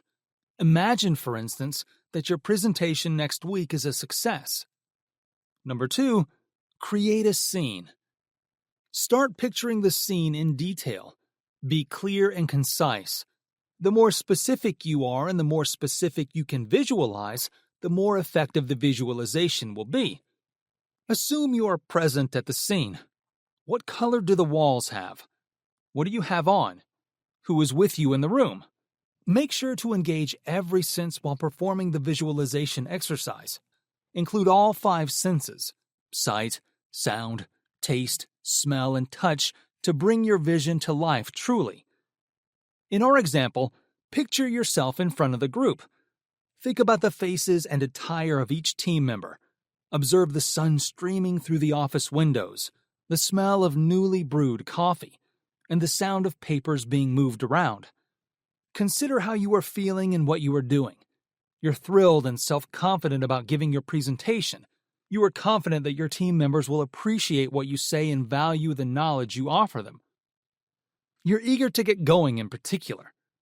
Number 3, visualize every step leading to your successful concluding step. What must you do to ensure the success of your presentation? Determine each action you must take to accomplish your goal. As part of your visualization practice, start visualizing each stage. Your presentation might start with an introduction.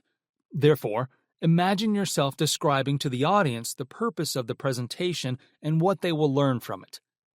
Make a mental note of the talking points you'll utilize and your prepared remarks for each slide. Visualize your hand gestures and speak while facing everyone squarely. Imagine going through the full presentation, paying attention to each phase and your feelings. Always concentrate on what you want rather than what you don't want. Instead of feeling anxious or forgetful, you should feel at ease and confident. So pay attention to your positive emotions and avoid your negative ones. Number 4, daily visualization. Aim to finish a visualization at least once daily until the big day if your presentation is in 2 weeks. Consistency is key since repeated visualization can trick your brain into believing what you're imagining is real. The more you imagine something, the more powerful that vision grows and the more likely you will succeed in achieving your goals. Why? Because you've previously completed it. Daily visualization is similar to practicing a golf swing or running a marathon. With greater repetition, your body or mind will become more accustomed to performing those particular motions. You are preparing your mind for success.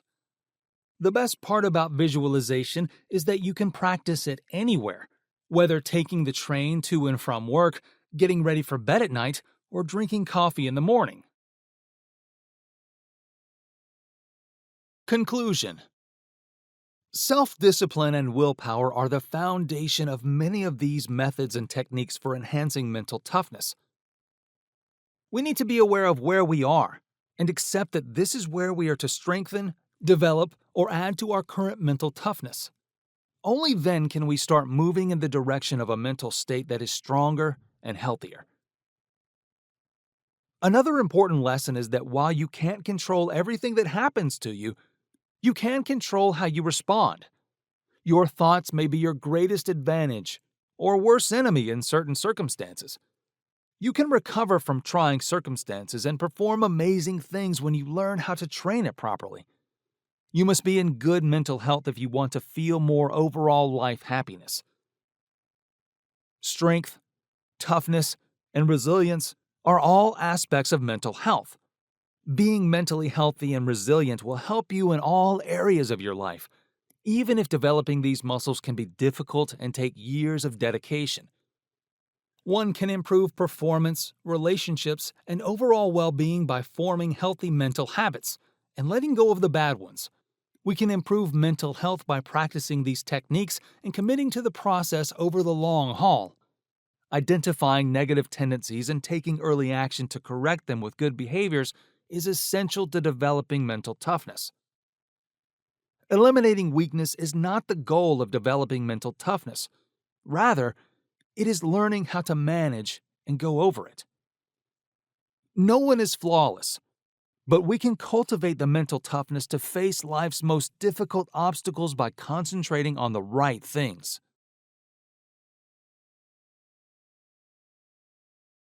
Introduction.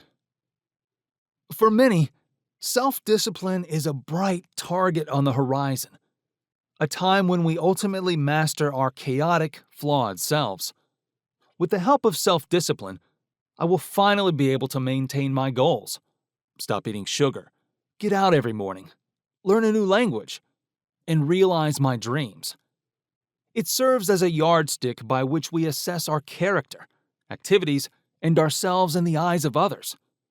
We often mistake it for willpower. Typically, we fall short. Discipline building is a practice, not a goal or a benchmark. Although practice never ends, we do improve our skills. Many people try to be disciplined, yet it's more difficult than we think to become disciplined. Our mental health, upbringing, personal habits, and current situations influence our ability to handle ourselves. Like self-love or addressing our anxieties requires careful effort, learning to be disciplined does too. Even though it can appear to be an impossible dragon, improvement is always attainable.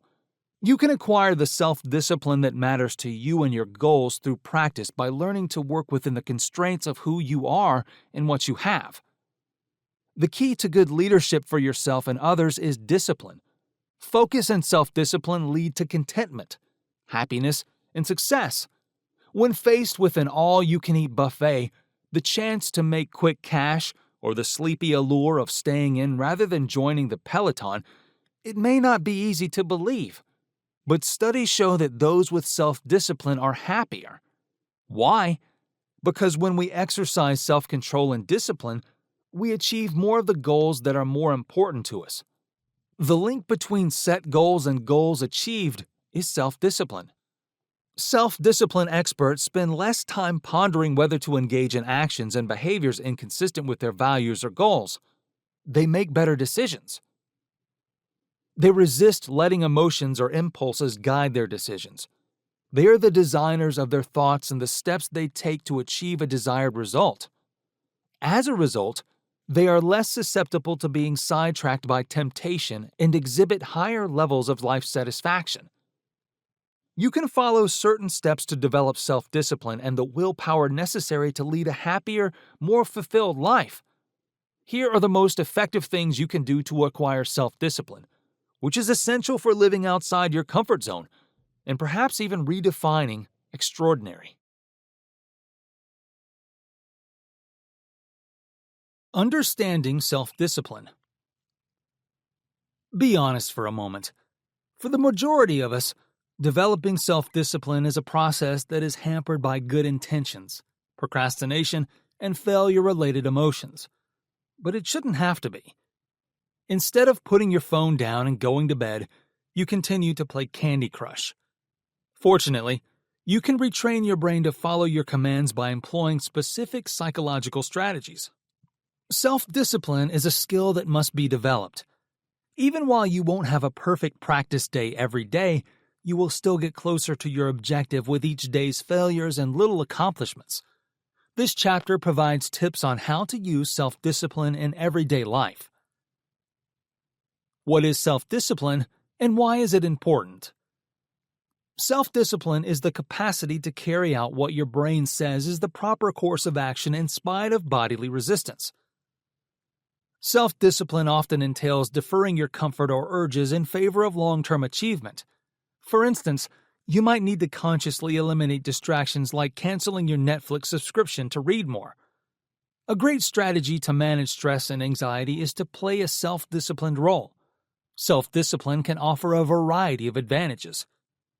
10 benefits of self-discipline are listed below. Number 1, more effective time management. The ability to better manage your time is one of the biggest advantages of self-discipline. Everybody has a never-ending list of things to do, which makes us feel anxious, irritable, and emotionally spent. However, you'll find that you have more free time and feel less stressed if you can manage your tasks well and concentrate on one thing at a time. When you have self-discipline, you become more organized and can easily prioritize your daily tasks. Making time management a habit over time will prevent you from rushing through tasks, which will relieve some of your stress and worry. Being disciplined makes it easier to manage your time. Number 2, more efficiency. Being more productive is another advantage of exercising self-discipline. Every day you feel more successful and content with your life as you can accomplish more. Additionally, productivity helps you feel peaceful after completing your responsibilities, preventing stress or anxiety when things aren't accomplished. Perhaps you want to advance professionally. By focusing on your task, self-discipline can help you swiftly accomplish more with less, preventing procrastination and frustration. Additionally, your supervisors will probably notice your productivity, success at work, and happiness. Number 3, enhanced interactions. You can concentrate on your relationships when completing tasks, working efficiently, and having more free time.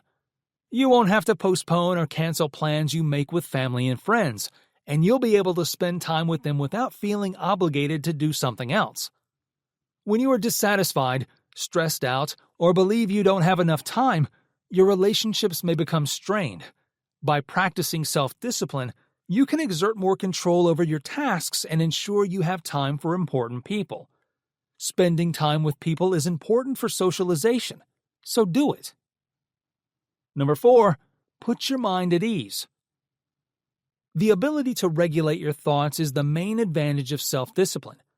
By setting a vision for yourself and taking deliberate actions to get there, you can give yourself more clarity to set out and accomplish your goals.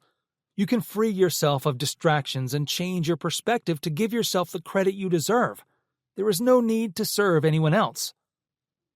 Use optimistic language when you speak and try to push away any doubt or negativity as much as possible as realistic and easy steps to enhance your thinking. With a boost of positivity, you can concentrate on efficiently guiding your thoughts to be more optimistic and believe more in yourself and your potential. Number 5, providing self-care for yourself. Making time for oneself might be difficult, but self-care is crucial to your well-being. With self-discipline, you can emphasize scheduling me time and learning to say no when something interferes. You take charge of how your time is used to guarantee that you give yourself the attention you need. For instance, schedule some downtime if your schedule is getting busier. Perhaps you might spend a few minutes each morning in appreciation and meditation. You might also consider setting aside a few days each week to take a bubble bath or relax with a good book. To ensure you are routinely practicing more self-care, consider what makes you happy and peaceful and try to incorporate them into your week. As a result, you'll feel more at ease, refreshed, and prepared to take on your next task. Number 6, inspire confidence. How can I be more confident? Is a frequent question on Google about self-discipline. When you practice self-discipline, you give yourself the ability to carry out your goals, and when you succeed, your confidence is boosted. You start to believe that you can do more and do more while experiencing less stress and anxiety. Number 7, you improve your physical and mental health.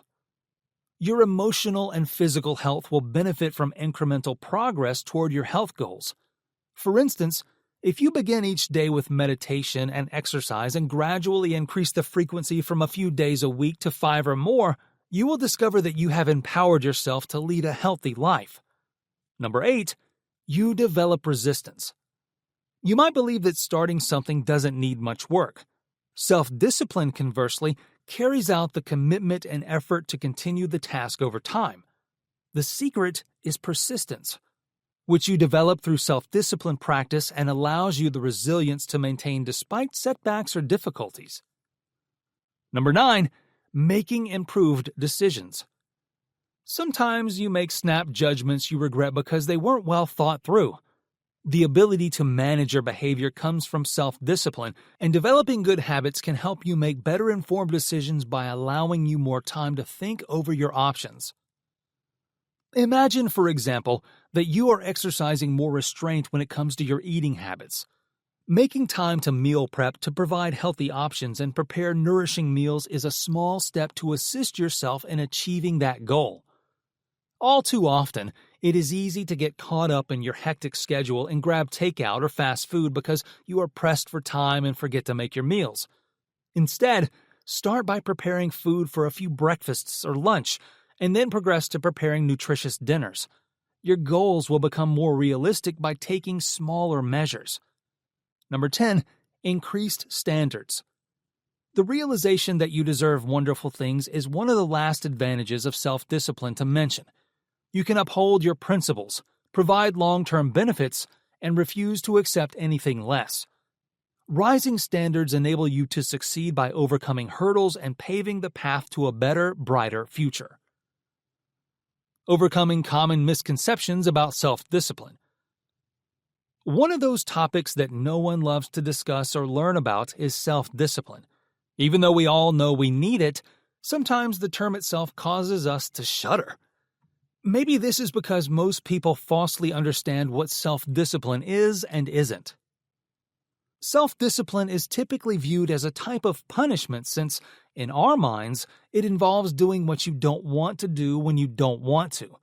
Yet it isn't. People's perceptions of self-discipline have a negative connotation because of 4 common misconceptions. Self-discipline is selective. We usually view it as a noun, which denotes that some people have it while others do not. because it makes individuals think that they are out of luck if they have trouble making moral decisions because the fairy of self-discipline has passed them by. This notion is self-defeating. In spite of the fact that the term is listed as a noun in every important dictionary, my expertise leads me to believe that it is actually more closely related to a verb. Self-discipline is more of a tool than a goal in and of itself. Many of the 2,700 clients we've counseled acknowledge having issues with self-discipline. But as we engage with them, we see that their issue is less about self-discipline and more about a lack of vision. No matter who you are, if you can improve someone's self-discipline, the verb, you will instantly observe a boost in their eyesight, noun. Self-discipline is difficult. Those who don't understand self-discipline are the only ones with this mentality. A hard life is not the result of self-discipline. Being devoid of it is. While challenging short-term decisions have direct long-term effects, what appears to be the simple solution, eating whatever you want, speaking whatever you feel like, and purchasing anything we want on credit, makes life more challenging. Exercising self-discipline isn't as difficult as we might believe when we know how to think about it appropriately. Like everything new, self-discipline is initially unfamiliar and takes some getting used to. But once your brain forms the neural pathways for particular decisions, self-control comes naturally and without thought. You cease seeing indulgences as alternatives because you understand that they are nothing more than debtors who charge you interest, and as a result, their influence over you starts to wane. It gets easier to resist temptation the longer you resist it. Self-discipline lacks emotion. People who believe self-discipline requires an iron will and muscular power are completely mistaken. Understanding, analyzing, and managing your emotions is the lovely art of self-discipline. Self-discipline is not about brute force but grace, understanding, subtlety, and strength. Additionally, exercising self-discipline does not entail denying oneself anything positive. It just entails intentionally using your heart and mind to direct how you live. Remember that having self-discipline doesn't just mean being able to stick to a strict diet or work out like a beast. It has to do with how intuitively you comprehend how your own heart and intellect interact. Your capacity to persuade others will grow tremendously as you better understand and control your emotions. Perhaps where self-discipline has the biggest impact is in our ability to communicate with others. Self-control is boring. Most of the time, when we hear the word self-discipline, we think of salads, weightlifting, getting into trouble, and self-discipline. But I can guarantee you that self-discipline is much more frequently linked with things like riches, sex, hotness, influence, peace, joy, and spirit than it is with anything else after spending almost 10 years studying the most successful and disciplined people on the planet. What is self-discipline then? The ability to read and control one's emotions so as to further one's goals in life is the art, science, and skill of self-discipline. Discipline is not doing what you don't want to do when you don't want to do it. Building unbreakable habits. Habits are habitual routine behaviors or acts we carry out without realizing them. They develop over time as our brains forge stronger neural connections each time we behave. This chapter will look at habits and how they impact our daily lives and give instances of good and bad habits. The science behind habits. The habit loop, a 3-stage method for forming habits, includes the following steps. Cue. This is the habit's triggering event. It may be a particular moment in time, a place, a feeling, or other people. Routine. The actual behavior or action you take in response to the cue is your routine. Reward. This is the favorable result or advantage that strengthens the habit and increases the likelihood that it will be repeated. The neural circuits connected to the habit strengthen over time when the habit loop is repeated, making the practice more automatic and challenging to break. How habits influence our daily lives. Our habits significantly shape our daily lives. They can affect our relationships, productivity, and health, among other areas. Health. Our health can greatly impact our mental and physical state. For instance, healthy behaviors like regular exercise and a balanced diet can improve general health and lower the risk of developing chronic diseases. On the other hand, bad habits like smoking, drinking too much alcohol, and getting little sleep can harm our health and well-being. For instance, running. Jane has developed the practice of running every morning before work. She now has better cardiovascular health, better control over her weight, and more energy throughout the day. Productivity. In both our physical and professional life, our habits directly impact how productive and effective we are. For instance, developing good time management practices like prioritizing work and blocking off specific periods of concentrated work can greatly increase productivity. For instance, the Pomodoro technique. The Pomodoro technique, a time management strategy that divides work into intervals of typically 25 minutes, followed by a brief break, has been used by many. This increases productivity and the capacity to concentrate without being overburdened. Relationships. Additionally, our interpersonal connections are significantly shaped by our habits. Effective communication techniques can promote deeper relationships and assist in dispute resolution, such as active listening and expressing gratitude. Negative behaviors such as excessive screen time or a lack of empathy can strain relationships. For instance, weekly date night. Every week, Susan and John have a date night where they intentionally connect and communicate. Due to this behavior, they have a stronger link and are more aware of one another's wants and needs. What are bad habits? Any behavior that we engage in frequently enough to feel almost automatic is referred to as a habit. We might classify this tendency as a bad habit if it becomes unwanted. According to the dictionary, a bad habit is a patterned behavior thought to be harmful to one's mental or physical health, often linked to a lack of self-discipline. A poor habit is a repetitive behavior that usually gives you short-term satisfaction but often causes long-term issues. For instance, one of the many ways I used to manage my stress while in graduate school was to indulge in internet shopping occasionally. It wasn't a huge issue initially, but it became a habit after some time, and I had difficulty making my credit card payments. Fortunately, I caught it before I racked up too much debt, but I can state with certainty that retail therapy is one of my bad habits. A comparison of good and bad habits. Our brain doesn't have to work as hard when we develop habits. We link the trigger, the action, and the reward, but we may not always link the long-term effects.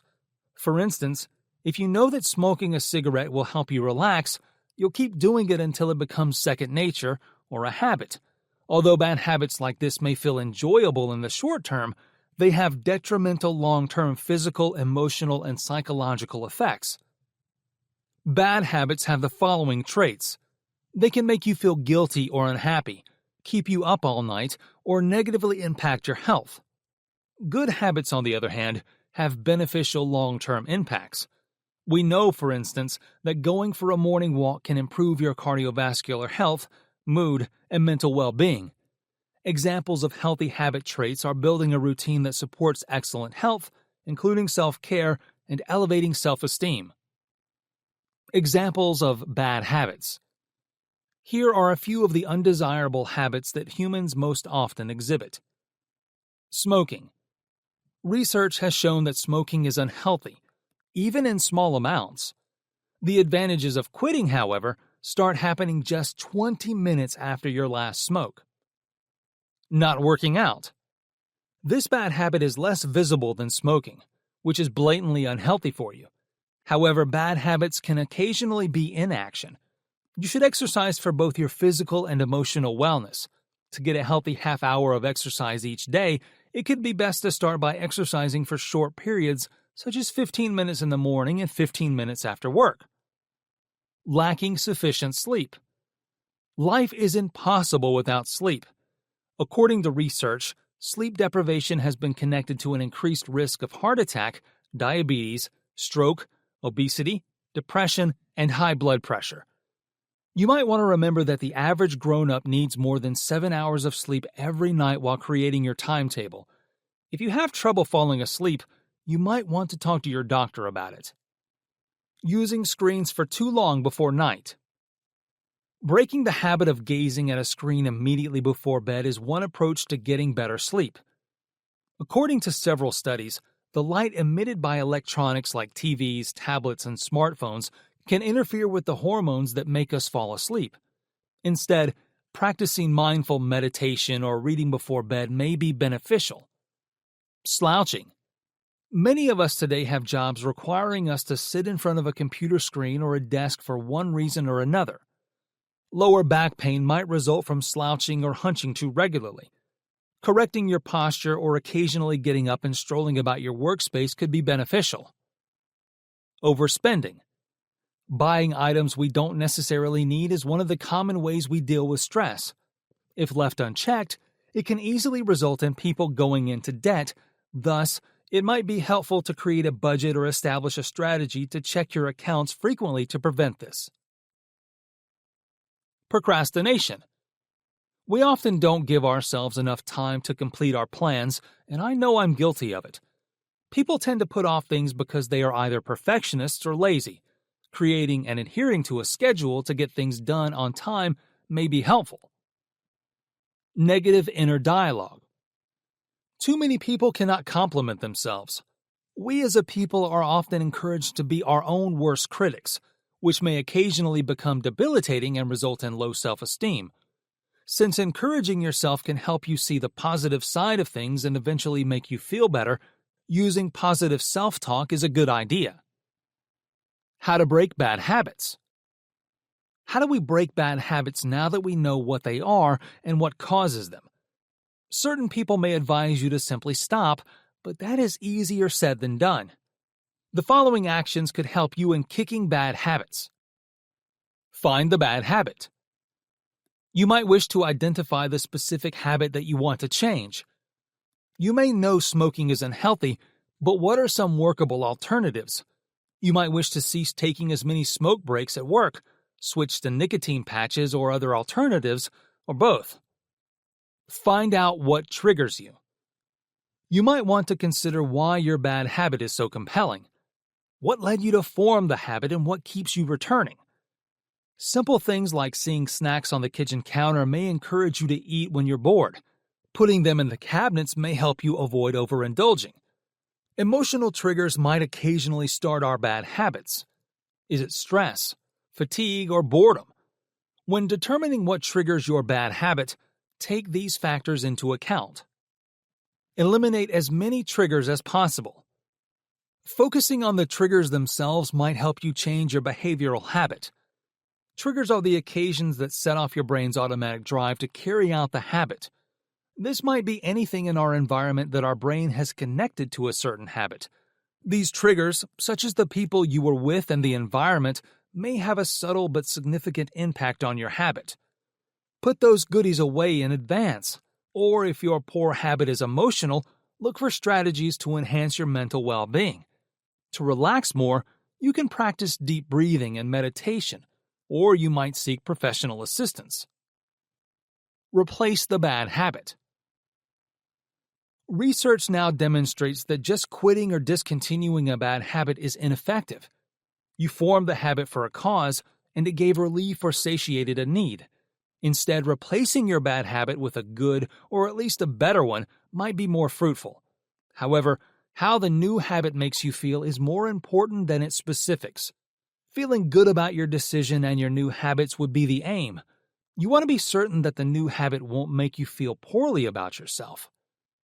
Get help. Finding others trying to kick the same bad habit may be helpful. Groups that get together to stop drinking, smoking, or engaging in other vices would offer moral and emotional support. This might be easier for you to keep your word and provide someone to share your successes with. Another powerful motivator is realizing someone is counting on you to improve. Visualize success. Close your eyes and visualize yourself removing junk food and cigarettes from your house. Imagine getting up early or going for a run after work. Whatever your bad habit is, seeing yourself conquering it and reveling in your accomplishment can be inspiring. Keep trying, but be patient. You might make mistakes occasionally, and change takes time. Although nobody is perfect, success depends on being consistent. New brain connections and habits can emerge over time. Don't be too hard on yourself when you make mistakes. Simply focus on each day. Strategies to develop positive habits. You can start creating a healthier lifestyle and learn to regulate your desires by learning how to create new habits and eliminate negative ones.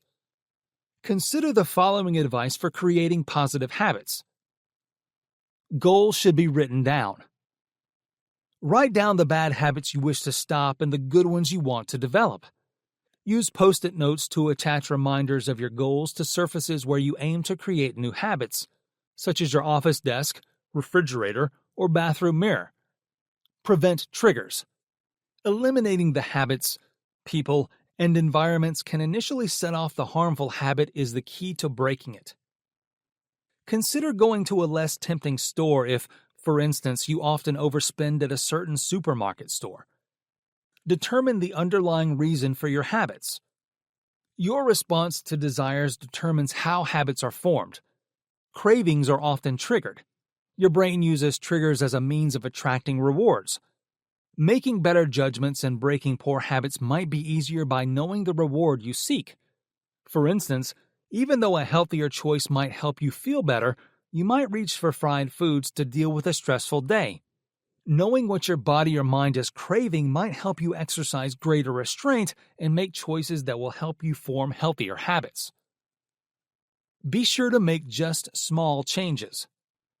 Building a new habit or changing an established one can be difficult. By beginning with small modifications, you can modify your daily routine in a significant way. Concentrate on developing small, consistent routines. For instance, take 5 daily walks if you want to start working out more. Create a daily schedule. One of the most effective strategies for changing your habit is consistency. Choose a time of day to practice them and stick to it once you've decided on whatever healthy habits you want to adopt. Track your development. It's crucial to monitor your development when trying to acquire new habits. You can accomplish this by utilizing habit tracking software or a journal. Measuring your development enables you to appreciate little victories and maintains your motivation. Identify a partner for accountability. A support system can improve your chances of creating long-lasting habit modification. Ask a close friend, family member, coach, or mentor to keep you accountable for the behavior change you want. Navy SEAL mental toughness. Navy SEALs are some of the world's toughest people. Additionally, they can teach us something. One of the world's most mentally strong people, the U.S. Navy SEALs are known for their resilience. The Navy SEALs always work in situations where regular combat groups are often unable to succeed. In these situations, the Navy SEALs must exercise the highest mental toughness and teamwork while working in environments ordinary people cannot fathom. This distinguishes the resilience of the Navy SEALs. Do you know what's truly fascinating? Finding out how Navy SEALs develop their mental toughness to deal with dangerous situations. The best part is that we can apply these techniques to improve our work and personal performance. Let's see how. Exploring the mindset of Navy SEALs. The crucial qualities, abilities, and attitudes that make up the Navy SEAL mindset make them successful. People can achieve their goals and overcome challenges in many areas of life by adopting and applying this mindset. People can attain their goals and overcome challenges in all facets of life by properly putting these skills to use. We'll discuss the Navy SEAL mindset's strength and how you may use it to achieve your goals. Mental resilient. Mental resilience is one of the defining characteristics of the Navy SEAL mindset. This is the capacity to rise beyond obstacles, failures, and hardship, never giving up. Navy SEALs push themselves to their absolute physical and mental boundaries. To fully utilize the power of the Navy SEAL mindset, you must cultivate mental toughness by viewing obstacles and failures as chances to improve. Focus. Navy SEALs must keep their focus in high-pressure situations where even the smallest mistake could mean the difference between life and death. To fully utilize the Navy SEAL mindset, you must learn to concentrate on your goals and avoid distractions. This entails selecting priorities for your time and effort, establishing specific goals, and pursuing them tenaciously. Perseverance. A key component of the Navy SEAL mindset is perseverance. The Navy SEALs continue to work despite their discomfort, tiredness, and pain. You must cultivate perseverance by establishing different goals, pushing yourself outside your comfort zone, and never giving up if you want to use the power of the Navy SEAL mindset. Adaptability. The ability to adapt and make quick decisions under pressure is a need for Navy SEALs. They are taught to anticipate and react to changes in their surroundings and swiftly change their plans. You must cultivate adaptability by being open to change, remaining flexible, and learning to improvise when necessary to utilize the Navy SEAL mindset's potential fully. Discipline. The Navy SEAL mindset is dependent on discipline. The rigorous regulations and procedures that Navy SEALs must always adhere to are taught to them. Create a plan, make clear goals, and adhere to it with consistency and attention to detail to develop discipline. Teamwork. Finally, the Navy SEAL mindset places a strong emphasis on teamwork. Each member of the closely coordinated teams that the Navy SEALs work in is essential to the mission's success. Work well in teams using your communication, support, and contributing skills to adopt the Navy SEAL mindset. Navy SEAL mindset. Strong characteristics, abilities, and attitudes to accomplish goals and overcome challenges. To fully utilize the potential of the Navy SEAL mindset, develop resilience, focus, perseverance, adaptability, discipline, and teamwork. Determine your areas of weakness and then consciously cultivate your strengths. You too can achieve your goals by using the Navy SEAL mindset with patience and practice. How are Navy SEALs so mentally tough? The mental toughness of Navy SEALs helps them in overcoming difficult and hazardous circumstances. What, though, gives Navy SEALs their exceptional mental toughness? This section examines some major elements that influence Navy SEALs' mental toughness. Rigorous training. The most rigorous training available to any military organization is given to the Navy SEALs. Their training pushes them to their physical and mental limitations to prepare them for tough situations. Exercises like running, swimming, and calisthenics are a part of a SEAL training, along with more complicated techniques like underwater demolition and specific weapons training. By educating SEALs to persevere through pain and weariness and never to give up, this demanding training helps to develop mental toughness. High-stress situations. The stakes are often life or death when Navy SEALs operate in high-stress situations. The frequent stress that SEALs experience teaches them how to control their emotions and remain composed under pressure, which helps to develop mental toughness. SEALs receive training to retain mental clarity and concentration even in the most trying circumstances. Setting goals. Clear goals and a strategy for achieving them are skills that Navy SEALs learn. This gives SEALs a sense of purpose and direction, which aids in developing mental toughness. SEALs learn to overcome barriers and accomplish their goals by setting difficult goals and pursuing them with tenacity and focus. In conclusion, hard training, mental toughness, stressful environments, goal setting, and teamwork all contribute to the Navy SEALs' exceptional mental toughness. These elements combine to produce a mindset emphasizing perseverance and the capacity to overcome even the most difficult difficulties. While not everyone has the potential to become a Navy SEAL, everyone can work to improve their mental toughness by accepting challenges, creating specific goals, and discovering effective stress and adversity management techniques. You can increase your mental toughness and accomplish your goals by emulating some Navy SEALs' methods and attitudes. Why are Navy SEALs so unique? The Navy SEALs are the most disciplined fighting forces in the world. They are an invincible force due to their strength on the battlefield, mental toughness, and steadfast dedication to their goal. This section examines what makes Navy SEALs unique and how they differ from other military branches. Specialization. The skills and abilities used by Navy SEALs are extremely specialized. They receive training to function in various settings, such as land, sea, and air. SEALs are additionally skilled with firearms, hand-to-hand fighting, and explosives. SEALs can thrive in various tasks, from hostage rescue to surveillance, because of their specialization. Commitment. Last but not least, Navy SEALs exhibit an unshakable dedication to their objective. They are prepared to risk their lives to serve their country and fulfill their obligations. The dedication of SEALs to their teams and mission is seen in everything they do, including their rigorous training.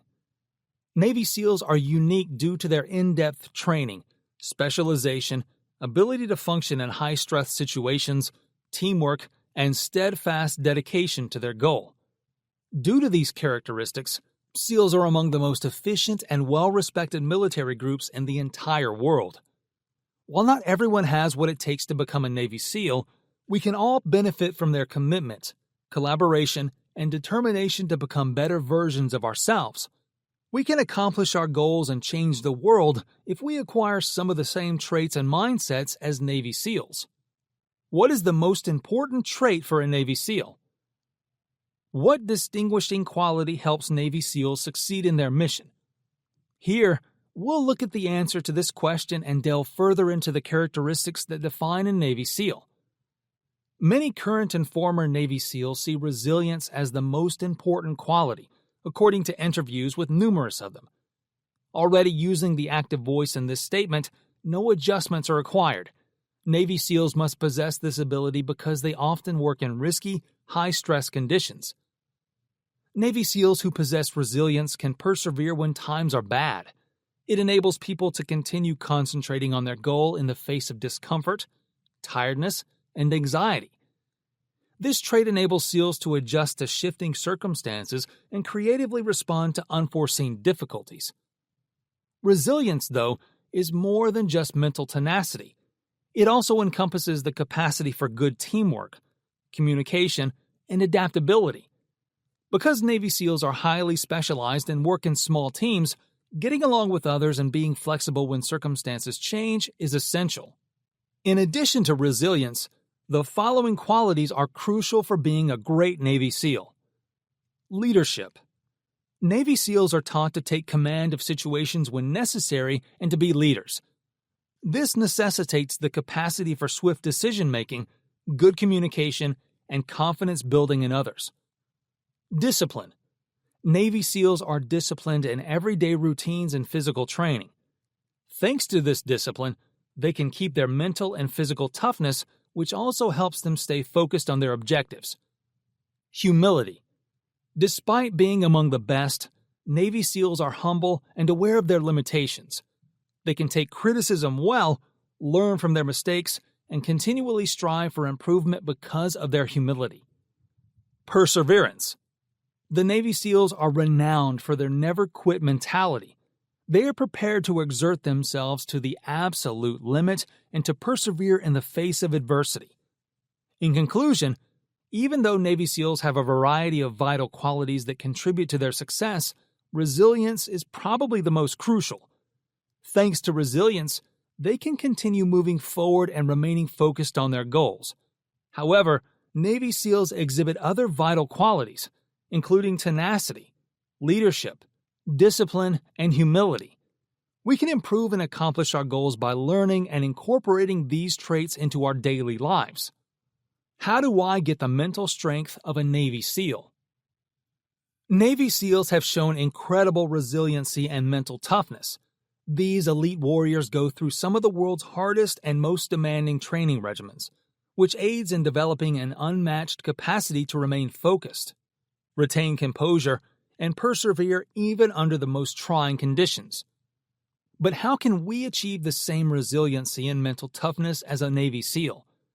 Here, we'll look at some of the most efficient tactics and methods employed by Navy SEALs to maintain their mental toughness and provide tips on how you may implement these ideas in your own life. Develop a positive mindset.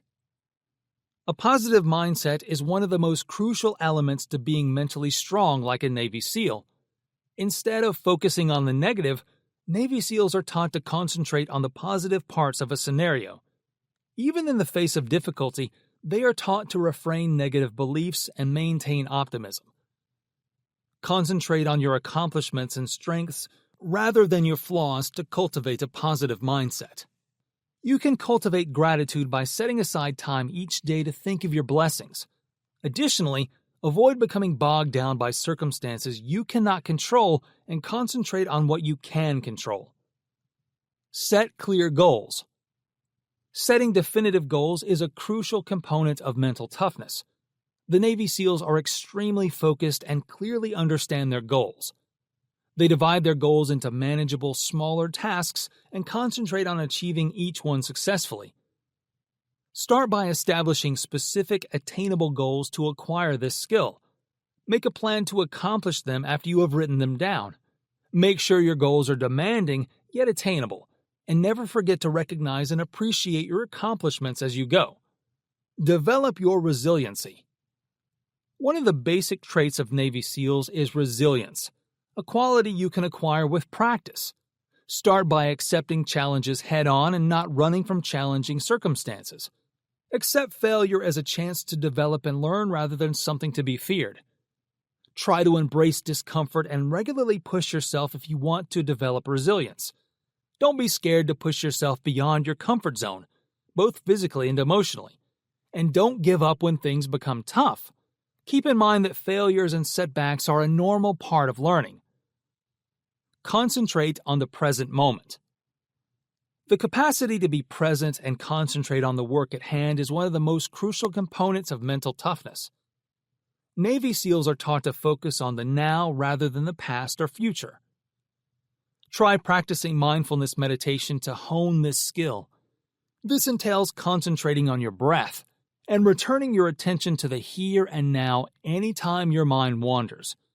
This can assist you in becoming more conscious of your thoughts and feelings and maintain your present moment focus. Develop a network of allies. Finally, having a solid support system is among the most crucial elements in achieving mental toughness. The sense of togetherness that results from functioning as a tight-knit unit is something that Navy SEALs primarily rely on. Try to surround yourself with supportive, upbeat individuals who will inspire you and keep you motivated as you develop your support network. Don't hesitate to ask for assistance. Contact friends and family for support. In conclusion, even if Navy SEAL training and experiences are unique, we can still use the same principles and strategies they employ to build mental toughness and resilience in our own lives. We can become psychologically stronger and more resilient like a Navy SEAL by cultivating a good mentality, establishing specific goals, practicing resilience, staying present, and creating a support system. Techniques to overcome obstacles and stay focused. Even the best of us encounters obstacles to accomplishing our educational goals, and we are left wondering how to get beyond them. However, whether it's a challenging course, family issues, illness, or a lack of study time, it's possible to overcome them and come out on the other side stronger than before and even closer to accomplishing your goals. The best techniques to stay focused on your goals even when challenges make them seem unattainable are listed below. Prepare for potential problems by anticipating them. Set both long-term and short-term goals that are attainable and realistic. Next, list any potential roadblocks, such as problems with your family, finances, health, or other factors, and consider how they would affect your development if they materialized. Third, list the resources you could use to overcome each probable difficulty. Fourth, realize that everyone requires support occasionally, So speak with your advisors and teachers to explain the situation and ask for help. Make use of the resources you've located and seek assistance. Don't let pride get in the way of your accomplishment. Establish specific goals and update them as necessary. Make a goal or a to-do list, and make sure your goals are reasonable. I use this both personally and professionally. Decide what you want to achieve in the end. Make a list of tasks you need to complete to reach that goal. Set deadlines for when you want to complete the goal and timeframes for each task. Put it up where it will be seen every day. Recognize that you will experience setbacks. Don't let them depress you too much. When they do, go back to your goals and make any necessary revisions to any tasks or goals. Finally, don't be averse to seeking assistance. Any obstacles you encounter will be easier to overcome with a solid support system. Look for an accountability partner. The path to achieving your goals is never simple, and difficulties will inevitably arise. It's critical to have a strategy to help overcome these obstacles. I prefer to create small goals to ensure I'm completing what I need along the route. Additionally, I advise having a strong supporter nearby who can help you overcome any obstacles and hold you accountable while keeping you on track. You don't have to handle this by yourself. Having strong support and minor targets will keep your goals in mind. Keep a journal as you work through the issue. What lesser goals must you complete to accomplish your main goal? You can gain more understanding of what might need to change in your path by journaling your progress toward those minor milestones and then reflecting on them weekly, monthly, etc. For example, weight loss. If you want to lose weight, say 10 pounds, one of your minor goals might be to reduce your daily calorie intake from X to Y. Maintaining a daily food journal can help you stay on track for accomplishing and sustaining that smaller milestone, which will ultimately help you reach your final goal. Reframe challenges as chances for learning. Recognize that someone will always stand in the way of your achievement and try to thwart it. Make sure that person is not you. On the way to success, we should all be prepared for obstacles.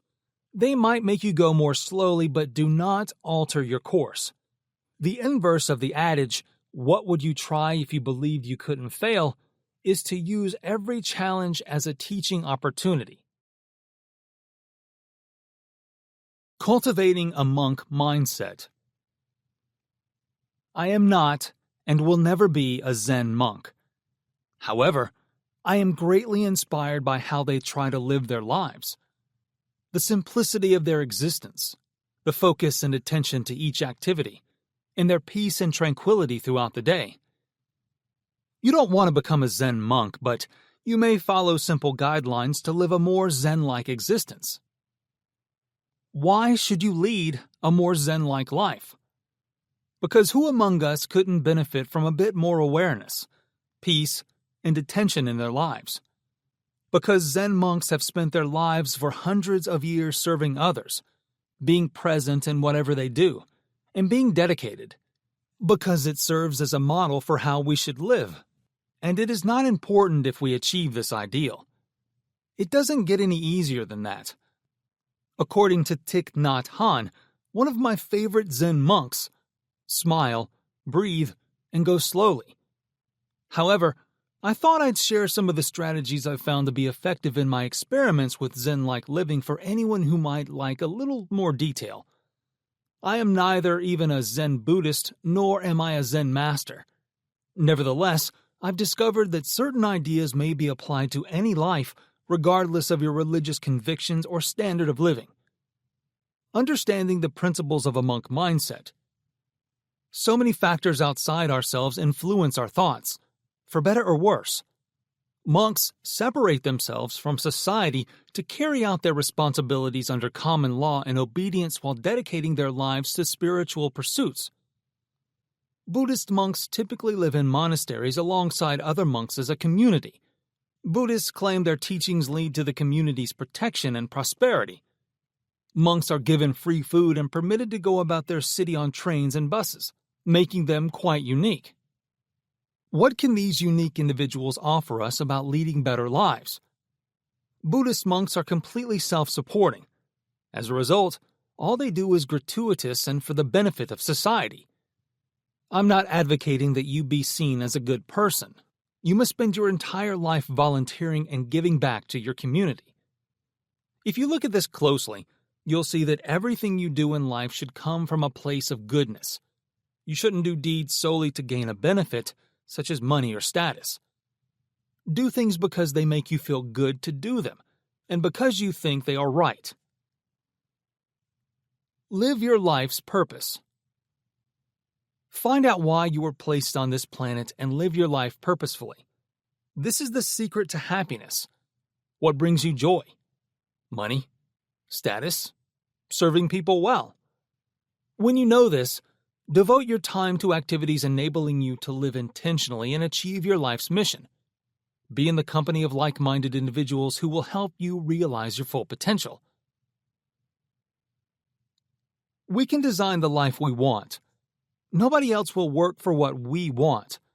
If we don't, thus, we won't get it. We will be more content with the results if we put more effort into reaching our goals. Overcome your fears. Buddhism holds that our pain is a result of our fear. What is the traditional Buddhist method for getting over fear? While there are many ways to overcome our fears, mindfulness is the basic Buddhist precept. Sitting down in full silence and giving yourself time to be present in the moment is one of the simplest ways to eliminate fear and stress. Prepare to feel your body and mind relax in a few minutes by concentrating all your focus and energy on that instant. Because fear is such a taxing emotion, we can use that energy to experience something more uplifting instead. Only in the here and now can life be found. If we do not return to ourselves in the present moment, we cannot be in touch with life because the past is gone, and the future is not yet here. Be more in control of your breathing the next time you're stressed. Knowing this can give you more control over how you react to fear and other stressful situations. When you confront your fear, it loses its influence over you. Although fear is often the cause of our avoidance of conflict, this is the key to permanently overcoming our fear in general. Simple living. Buddhism teaches monks that happiness can be attained with minimal necessities. The neighborhood residents provide the monks with food, medicine, and robes. We can try to be more minimalistic if monks can live such a basic lifestyle to this degree. Aside from receiving all of their necessities from society, Buddhist monks lived in a simple existence because they believed that nothing was permanent and that accumulating too many things would only cause them to suffer. This is accurate. Friendships, love affairs, and things bought from Amazon never last a lifetime.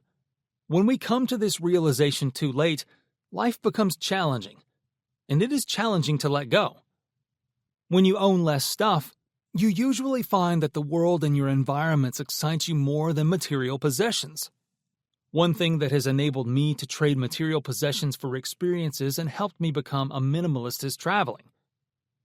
According to research, having a cluttered life reduces productivity and increases the likelihood that you'll think your life is a disaster. An untidy room can impact our stress levels and decision-making processes. I can recall when my room was a complete disaster, and I was experiencing daily bouts of extreme depression and hopelessness. After cleaning my room the following day, I felt better, more inspired, and more determined to finish things. Practice being detached. What does it mean to be emotionally detached? Simply put, detachment is a technique for separating your emotions from a problem. While this doesn't require you to give up what you adore, it supports the adage, "Don't put all your eggs in one basket." For Buddhist monks, detachment is not merely a way of coping with unpleasant emotions, but a way of life. Because nothing lasts forever, try not to focus all your time and effort on one subject. Even if you leave your middle school teaching position, you are still a teacher even though you are no longer employed there. Don't let difficult circumstances cause you to lose who you are. Because they wish to spare themselves misery, Monks avoid giving anything too many emotions and sensations. Don't let a person or a job possess you. This is the appeal of detachment training. Take pleasure in the here and now and the good things that happen to you, but let the bad things go and let the bad feelings go. Practices to achieve mental clarity and reduce stress. Your mind is completely engaged and active while you are in a condition of mental clarity. We require mental clarity to solve issues and be productive throughout the day. Despite all the difficulties posed by poor mental clarity, there are numerous strategies for encouraging attentive engagement. It can be made better for you. All 8 simple strategies for increasing mental clarity can be easily added to your daily routine. They can help you lay the groundwork for a clear, active, and bright mind. Additionally, if you are working with someone who appears to be losing mental clarity, encourage them to take care of themselves and direct them to resources that can help them. Number 1. Obtain plenty of quality sleep. Your energy level during the day strongly relates to how much sleep you obtain.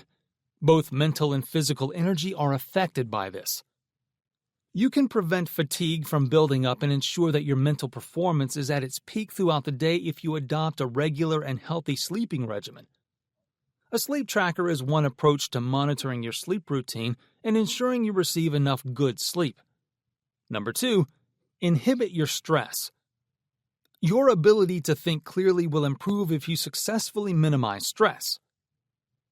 Finding individualized techniques for stress relief and relaxation is part of stress management. Additionally, you can monitor your daily stress levels with stress tracker gadgets.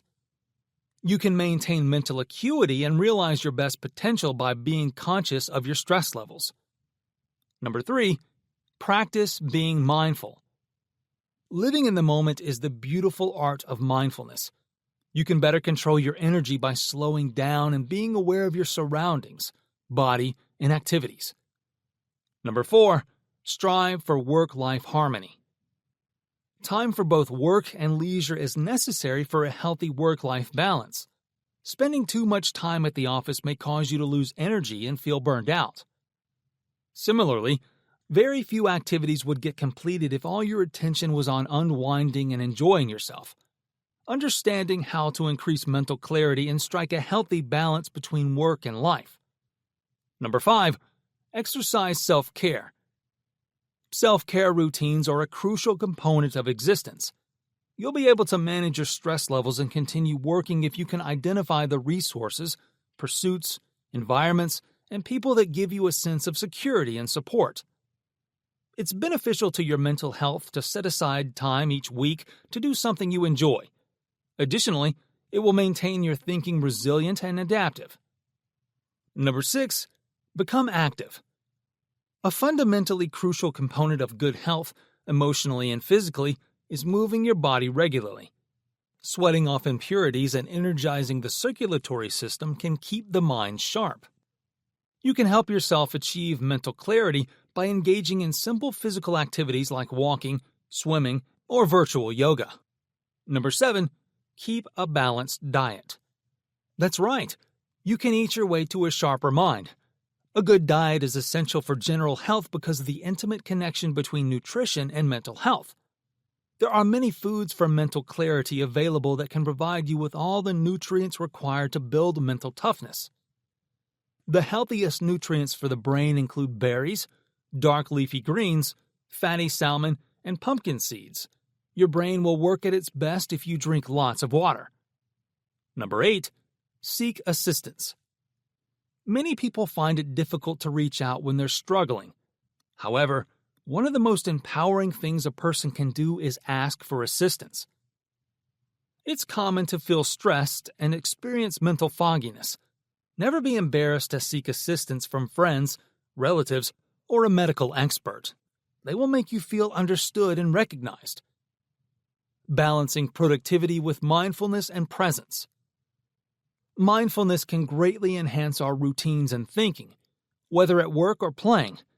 People who practice mindfulness and are fully present have better relationships and are more likely to think creatively. Therefore, practicing mindfulness can also enhance your social life, interests, and job. The benefits of mindfulness for productivity are plain to see. Just like plants need water, nutrition, and sunlight to grow, our thoughts require specific conditions too. Mindfulness cultivates these circumstances by eliminating stress-inducing emotions and distractions to sharpen focus, which is advantageous for any task requiring concentration. By putting the mindfulness tips listed below into action, you'll find that you can accomplish more each day without working longer hours. Get into your meditation mindset. Since mindfulness is typically a new way of thinking, it requires practice before it can be used. Building mindfulness muscle through meditation in all its forms is highly recommended. There is no right or wrong method to meditate. Focusing on the here and now and your thoughts as they pass through your mind is necessary. Try focusing on your breathing if you're new to meditation and need a place to begin.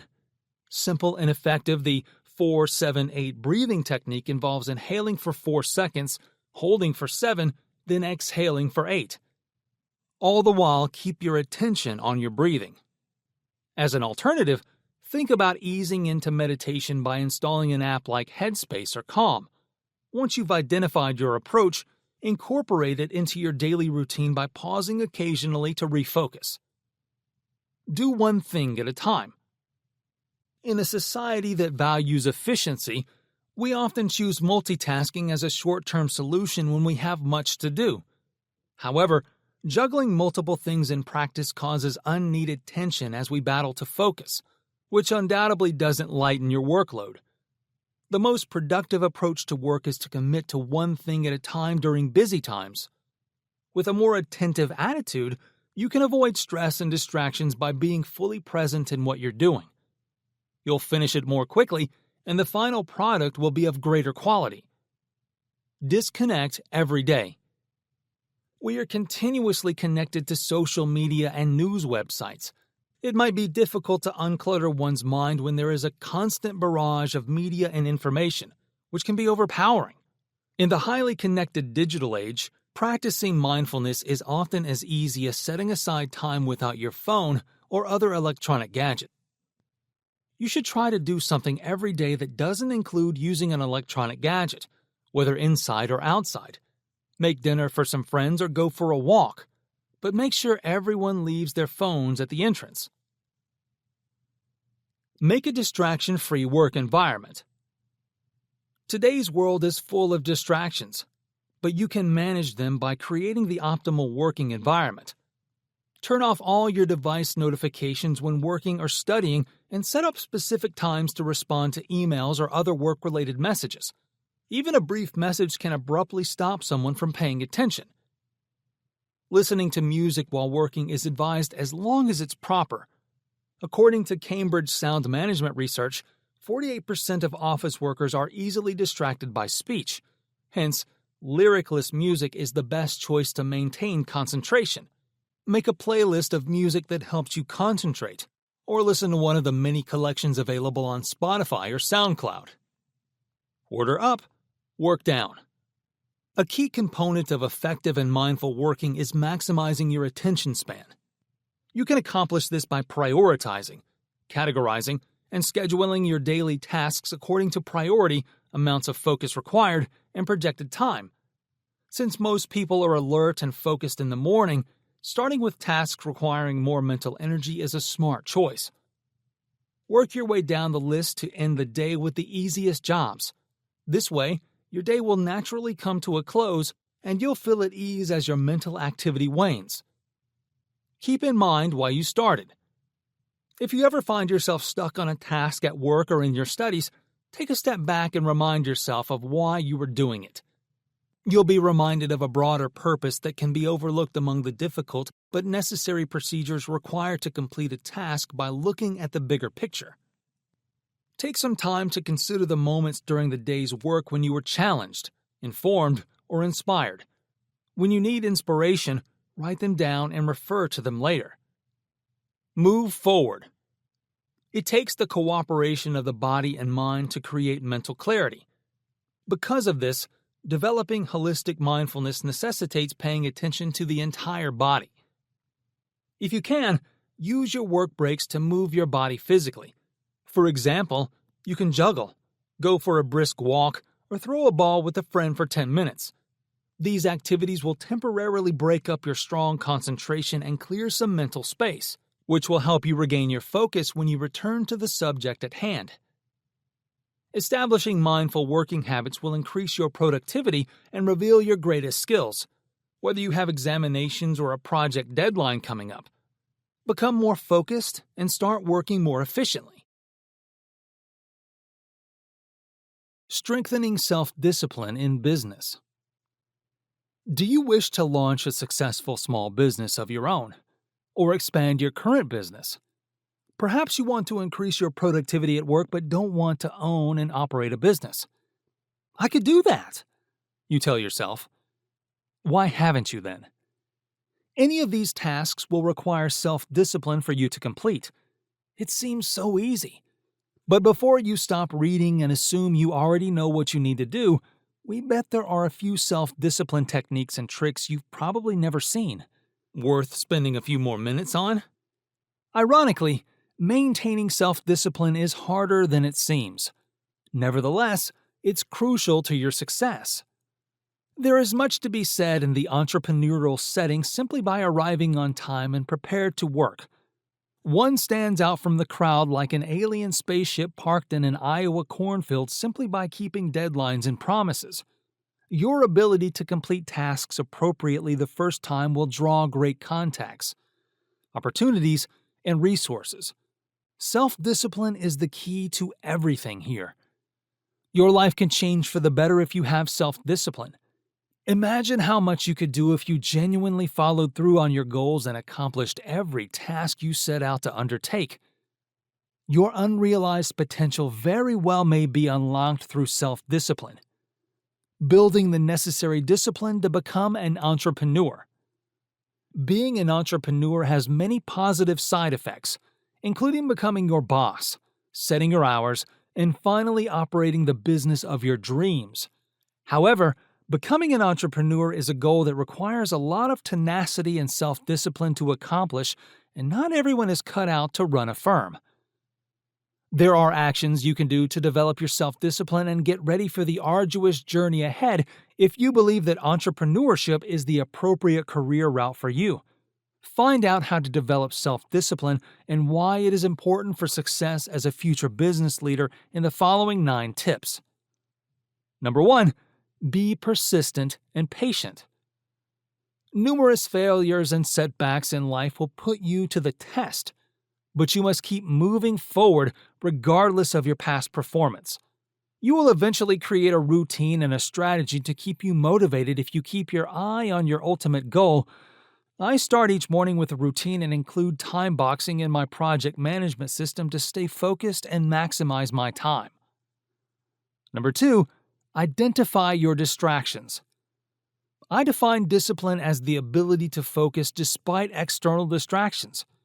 You must recognize the obstacles that prevent you from developing self-discipline and take steps to change them so they do not recur. For instance, turning off my phone is crucial when I need to focus and be as productive as possible. Number 3. Prioritize what's important over what's urgent. To me, self-discipline entails setting aside time daily to prioritize the important over the urgent. Every day, urgent issues arise in both our professional and personal life. But if I have set aside time in my calendar to concentrate on what matters to me in my business, I can go forward much more quickly. Number 4. Respond to any procrastination. Consider the causes of your procrastination if you lack discipline. Procrastination is an emotion regulation issue rather than a problem with time management or self-discipline. Find a trend. You are probably continually putting off certain things. Are you scared of failing? Or are you just plain bored? Once you identify the problem, you can take immediate action. Number 5. Take baby steps at first. Successful entrepreneurs tend to be harsh on themselves. They must possess the capacity for extended hours of effort, resilience, and long-term thinking. It's crucial to begin with baby steps while trying to develop self-discipline. If you want to work continuously for longer than an hour without taking a break, try setting a timer. Build up your self-discipline gradually by starting small. Number 6. Postpone gratification. Be responsible and content without needing immediate gratification. Sometimes we discipline ourselves into believing we are ready for another reward, with the understanding that there is still work to be done and the reward will take time. Try to put off everything, especially your wants, and see how long you can endure. As a bonus, you'll gain perseverance and patience. Number 7. Establish and adhere to a schedule. Making and adhering to your timetable is one method for developing self-discipline. New business owners don't bother creating a defined schedule because they think they must work at least 50 hours each week to be successful. You can complete the same work in 30 to 40 hours if disciplined. I advise picking a 6 to 8 hour work block corresponding to your highest production levels. Number 8. Maintain a daily to-do list. Keep an organized list of your daily tasks. This will help you track what needs to be done, create a schedule, and prioritize tasks. I record my tasks separately by date in my calendar app to ensure I don't forget anything. This will help you stay organized and responsible. Number 9. Change your mindset. It takes self-discipline to honor commitments to oneself. Only after failing at self-discipline hundreds of thousands of times can one become an expert. Be kind to yourself, and remember you are only responsible for helping yourself. This paradigm change significantly lessens the bad feelings and thoughts that come with failure and gives you the confidence to keep trying despite failure. Strategies for effective time management and goal setting. You can create and achieve SMART goals to enhance your overall time management by following these 7 steps. Number 1. Create a SMART goal. You can add structure to your day by using SMART goals to help you with time management, since you can clearly outline your goals and follow the format to finish them on time. When creating a SMART goal for time management, try outlining the goal by responding to the following questions. Specific. What am I trying to achieve? Measurable. How will I be able to tell when I've succeeded? What elements can be measured? Attainable. Is the goal reachable given my abilities, finances, and the amount of work I still have to do? Relevance. How does this goal fit into the general priorities I have? Time. When do I hope to achieve this goal? Number 2. Establish a list. After establishing your SMART goal, think about making a list to help you concentrate on what you must perform to meet your deadline. For instance, if the deadline for your goal is in a month, create a step-by-step list with bigger weekly targets. This will provide a framework to help you manage each process phase. From there, you can list more manageable weekly goals to help you reach the larger one. Try making a list of daily tasks that need to be accomplished the following day after each day to aid in time management. Since you've previously planned your day's tasks, the list could help you stay focused when you start your day. Number 3. Set aside time on your calendar. You can utilize a tool to block time on your daily calendar once you've made your lists. Setting aside specific blocks of time will let you stay on task throughout the day and prevent interruptions from other work. It's a useful tool because you can schedule things according to particular times using the list you made. You can prioritize the more difficult tasks at the start of your day and save the easier tasks for the finish. Number 4. Delegate tasks. At work, assign responsibilities to others whenever you can. Doing this lets you convey to your coworkers that you value and trust them. Additionally, it enables you to take advantage of other people's talents and skills to do the necessary tasks. By delegating tasks to others, you can lower your stress level and increase productivity in other activities, like handling customer complaints or filing performance reports. Number 5. Get rests. Setting aside time for breaks during the day is crucial to time management. Setting aside time for non-work related activities is crucial to prevent being tired from working too much. Outside of lunch, you might want to plan time-specific breaks that allow you to concentrate on things other than work. Snack, take a brief stroll, or use your phone. Whatever you decide, taking a break from tasks that are just relevant to your job can improve the quality of your work. Number 6, do not be distracted. Since it's easy to become sidetracked when working, strive to eliminate any distractions preventing you from finishing a project on time. Common distractions include using cell phones, checking irrelevant emails, engaging in pointless chats with coworkers, or streaming music or films in the background. Concentrating on each task is usually much easier once you remove these distractions. You can improve your productivity and effectiveness at work by establishing limits and eliminating these distractions. Number 7, concentrate on one task at once. Many people try to multitask during the workday to finish things, but concentrating on one thing at a time allows you to give that task all of your attention. Concentrating on one activity at a time instead of several at once usually enhances the overall pace at which you do the task and yields higher quality outcomes. Mastering self-discipline in relationships. Men and women are meant to be two halves combined to become one whole. They each possess unique traits and features that, when correctly combined, produce the completion, equilibrium, and harmony that nature needs. Respect and trust are the pillars of a successful marriage and meaningful relationships. A successful marriage necessitates a great deal of self-control and discipline. Love necessitates selflessness and giving. The pleasure and well-being of the other person take precedence over your own when you are truly in love with them. When someone is loved, one is prepared to make sacrifices for their welfare. No matter how close you feel to one another and how compatible you may be in many aspects, there will always be areas of discord, unhappiness, and discontent when two people get into a romantic relationship. Being transparent and honest is a must for self-discipline in a relationship.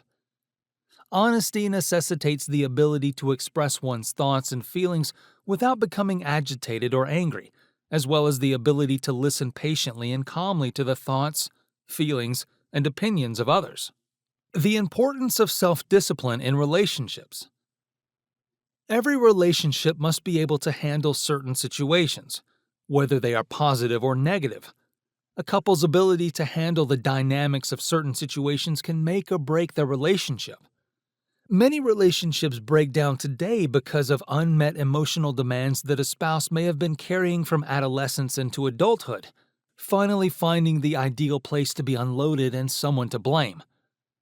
Have you ever questioned why certain couples can maintain a happy and long-lasting marriage even after spending decades together?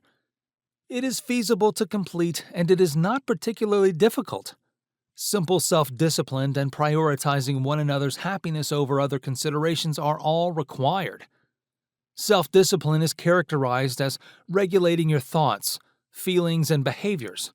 It is crucial for maintaining any positive and tranquil relationship. Self-discipline encourages compassion. Relationships, especially marriages, will inevitably have conflicts. The marriage may be strained when this happens, and the couple's children and young adults may experience emotional stress. This may result from a lack of self-discipline and an inability to identify each other's strengths and shortcomings before your marriage is in danger of disintegrating. Understanding your wants and the opportunities available to you allows you to address those needs without venting your conflicts or problems to other people. Couples can only have a successful marriage if they know their identities, primary life goals, and marriage aspirations. Most marital disagreements grow because one or both partners cannot regulate their emotions appropriately and often overreact even to the smallest events.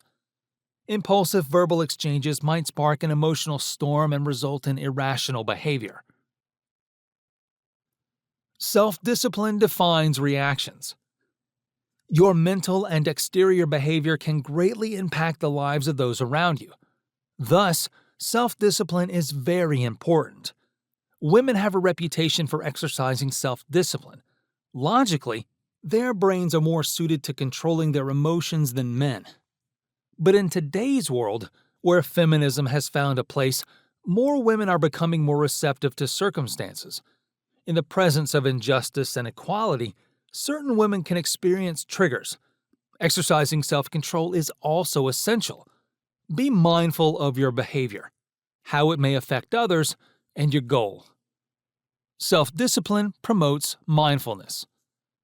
Some couples split up because they cannot envision their future as a couple, especially when the present appears overwhelming and unfathomable.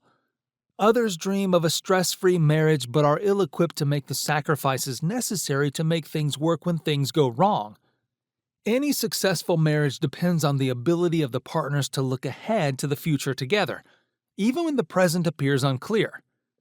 The likelihood of an unhappy marriage increases when one partner struggles to remain optimistic in the heat of the moment. Self-restrained partners are more likely to practice patience, become sensitive to one another's sentiments, and be able to strike a balance between their aspirations and the long-term advantages of preserving the marriage. Communication skills to build strong connections. You must let down your guard and regularly work to convey your feelings to learn how to have a healthy and honest relationship. Healthy communication skills are incomplete without paying close attention to what your spouse is saying. This will make it easier for you to comprehend their needs and feelings. The next stage is to take actions that encourage communication between you and your spouse after you have taken the time to understand why communication is crucial in relationships. The following relationship communication techniques will help you save your marriage. Focus on your partner. Never chat while texting. Give your spouse your full attention, whether they are cracking a joke or sharing a sensitive family matter. Put aside any devices that might be distracting. Mute or turn off the TV and lean closer to your companion. This will demonstrate your concern for their privacy to them. Excellent techniques to demonstrate that you are paying attention to your spouse include nodding and keeping eye contact. Designate a space in your home where the electronics can be kept to reduce technology distractions. Don't interrupt your partner. The quickest way to start a fight is to be interrupted. It's critical that both you and your spouse feel heard and allowed to speak when talking. Even if you think your partner is mistaken about a fact, jumping in with your opinion may be alluring while they are still speaking. However, it is crucial to wait. Your lover will respect you more if you pay them full attention while focusing and connecting. Maintaining communication skills in interpersonal relationships requires doing this. Build a neutral space. Relationship communication skills development might be difficult. Many couples find it helpful to discuss tough marital issues in a neutral space, like the kitchen table. Assaulting your spouse by bringing up their lack of sexual prowess while already feeling vulnerable can make them see the bedroom poorly in the future. Another instance of one party believing they have the proverbial high ground in the disagreement is arguing in a relative's home. Talk to them directly. Consistently having face-to-face conversations about significant issues is one of the best communication techniques you can do in relationships. Since the tone of voice cannot be discerned through text messages, texting is undoubtedly not the place to have meaningful conversations about romantic relationships or to make important decisions. Instead, pick a moment to speak to your partner face-to-face. This will enable you to focus on and understand one another's nonverbal signs fully. There is little chance of something becoming lost in translation through technology when something is communicated in person. When issues occur, use I statements. When couples argue, one issue they encounter is attacking one another. You relieve your partner of some responsibility by employing I phrases. Instead of saying, "You did this and it made me angry," try expressing, "I feel that when this happened, my feelings were hurt." See the difference? Instead of criticizing your partner for the issue, you took it upon yourself. This easy-to-use but powerful tactic stops either of you from launching an attack or raising your defenses unnecessarily. Be sincere with your partner. Being truthful is not always easy, but essential to a successful relationship. Telling your partner when you believe an issue requires discussion is one example of being honest. It also entails owning up to your mistakes and expressing regret rather than creating excuses. Being honest with your partner not only promotes open and sincere conversation, but it also helps establish trust. This is one of the most crucial methods of communicating in relationships. Discuss the little things. One of the best communication skills is discussing small and significant issues with your partner. You might improve your marriage by sharing humorous stories from your week or talking about your day and feelings. Every topic should be up for conversation once you get married. Nothing should be too uncomfortable or awkward to communicate. Talking about the small problems now will make it easier to discuss bigger issues later. Apply the 24-hour rule. There will inevitably be difficulties when two people live together and are married. When your lover is nearby, you could experience some days when rainbows and butterflies glide through your house. Sometimes when your spouse is nearby, you'll start to experience headaches. If you are ready to complain to your partner because you are angry with them, hold off. Use the 24-hour rule as a guide. So he didn't pick up his socks, or she didn't empty the dishwasher. Is the world coming to an end? In a day, will it still matter to you? If not, you might want to let it go. Make physical contact. Maintaining physical contact is crucial regardless of how you conduct your conversation. Oxytocin is released more readily in response to low-intensity skin stimulation, such as touching or stroking a partner's arm. In addition to fostering empathy and bonding between romantic partners, the love hormone can reduce stress and foster cooperative behavior. Funnel out communication.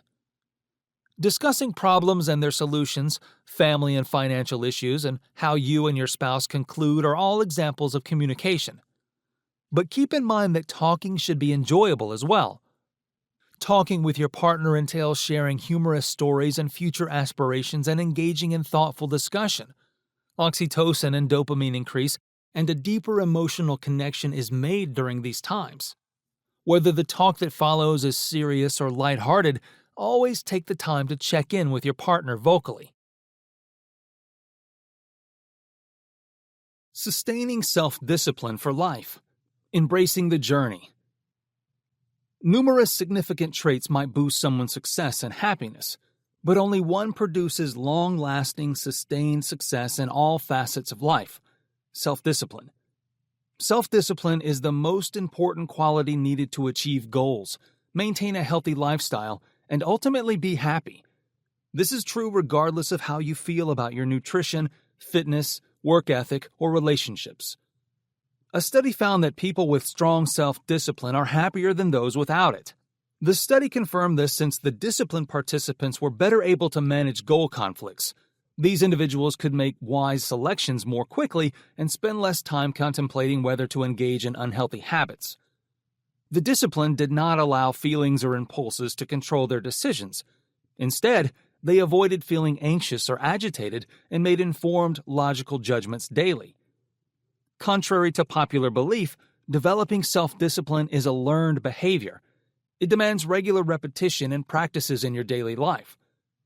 Try the tried and true techniques in this chapter for improved control to strengthen your self-discipline. This program will help you create positive habits, destroy negative ones, and improve your ability to manage by making little adjustments to your daily routine. Your life will be more liberated if you have more self-discipline, since it will enable you to make rational choices rather than emotional ones. Have a go at it. You'll be grateful for it when you're happy. Maintaining discipline in the face of distractions. Maintaining discipline during the workday more difficult than ever? It's not just you. Distractions come in all forms, from pings, notifications, and emails to coworkers who share your anxiety about the outside world and pinging notifications and emails. The situation has gotten worse as more businesses transition to remote workforces. Since there are more distractions than ever, how do you maintain discipline? Your organization's productivity efforts pay off in employee satisfaction beyond the financial benefits. Studies show that people with self-discipline are happier than those easily lost amid distractions. If you're chasing ROI, it's worth investing your time and attention toward discipline and distraction, both for yourself and your team. You'll become happier if you practice discipline at work and save time and energy. It requires a lot of skill to propel your organization through transformation. No matter the workplace setting, using these self-discipline techniques can help you stay on track. You'll be prepared to share with your team as you incorporate these into your workflow. Create job cues. Let's be honest, we are accustomed beings. Our brains require a small cue that it is time to start working. You'll focus better and take more action if you establish signs that indicate it's time to concentrate. Examine your average day and determine what helps you stay focused and what doesn't. There's a chance that subconscious thoughts are diverting your mind. Even if you don't have any video calls scheduled for the day, getting dressed and prepared for the camera is a good idea. This habitual action serves as a quick reminder to get to work. Closing the office door, putting on headphones, or playing a playlist of job-related music are further cues to get you in the work mood. Make it a routine to think about what gets your brain working. Share the advantages with your team when you use these in your workflow so they can do the same. Establish priorities. An employee is interrupted 50 to 60 times on average per day. Priorities are crucial because there is still work to be done. Setting specific goals can increase achievement, lessen stress, organize the day, and help you respond sensibly to requests. You might be amazed by how much better your day will be once you set priorities and organize your work, and how much better your colleagues' days will be once they have the tools necessary to do the same. Once you've written or typed out your tasks, rank them. What needs to be done right away? What will still matter even when it's not as urgent? You have a defined workflow so you can avoid distractions. You might review your priorities again to decide what must be done immediately and what can wait. Take planned but flexible breaks. You are probably familiar with the Pomodoro technique, which calls for a 5-minute break after every 25 minutes of work.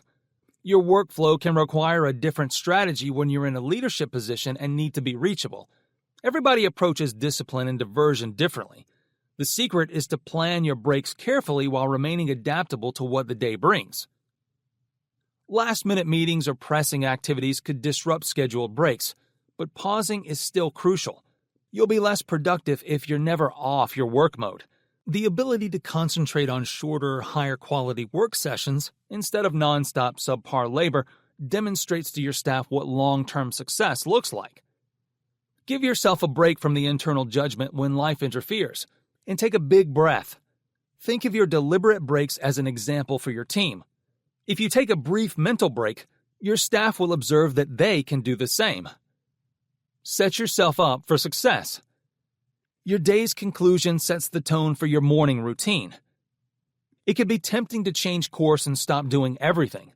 When you start your day, intentionally preparing for the following day's job can make all the difference. Before leaving the office, establish priorities for the next day. You can successfully go to work the following morning with just a few minutes of preparation the previous evening. With this planning, you'll know exactly what's most crucial and be ready to get started immediately rather than getting lost in a disorganized inbox. Whether a crisis is present or not, your team will benefit from your leadership skills. Optimal leadership techniques could increase productivity in the average organization by 50%. Imagine how much of a difference it could make in difficult circumstances if your leadership is more effective in good times. You can develop self-discipline by using new methods to stay focused amid distractions. Your effort will change as you do, and your staff will have the tools they need to be successful. Strategies for self-reflection and continuous improvement. Self-reflection entails taking the time to consider and assess your behavior and personality. This entails taking stock of your ideas, actions, values, prejudices, reasons for acting the way you do, and goals. Finding the why behind your ideas, feelings, and actions is what this process entails. Now that you understand what it entails, let's get started with some practical advice for incorporating self-reflection into your life. Ask questions to encourage reflection. Try to come up with some questions you can ask yourself to encourage self-reflection. You can establish a habit of self-reflection by having prepared questions. Try using this daily, weekly, or monthly routine, whatever works for you.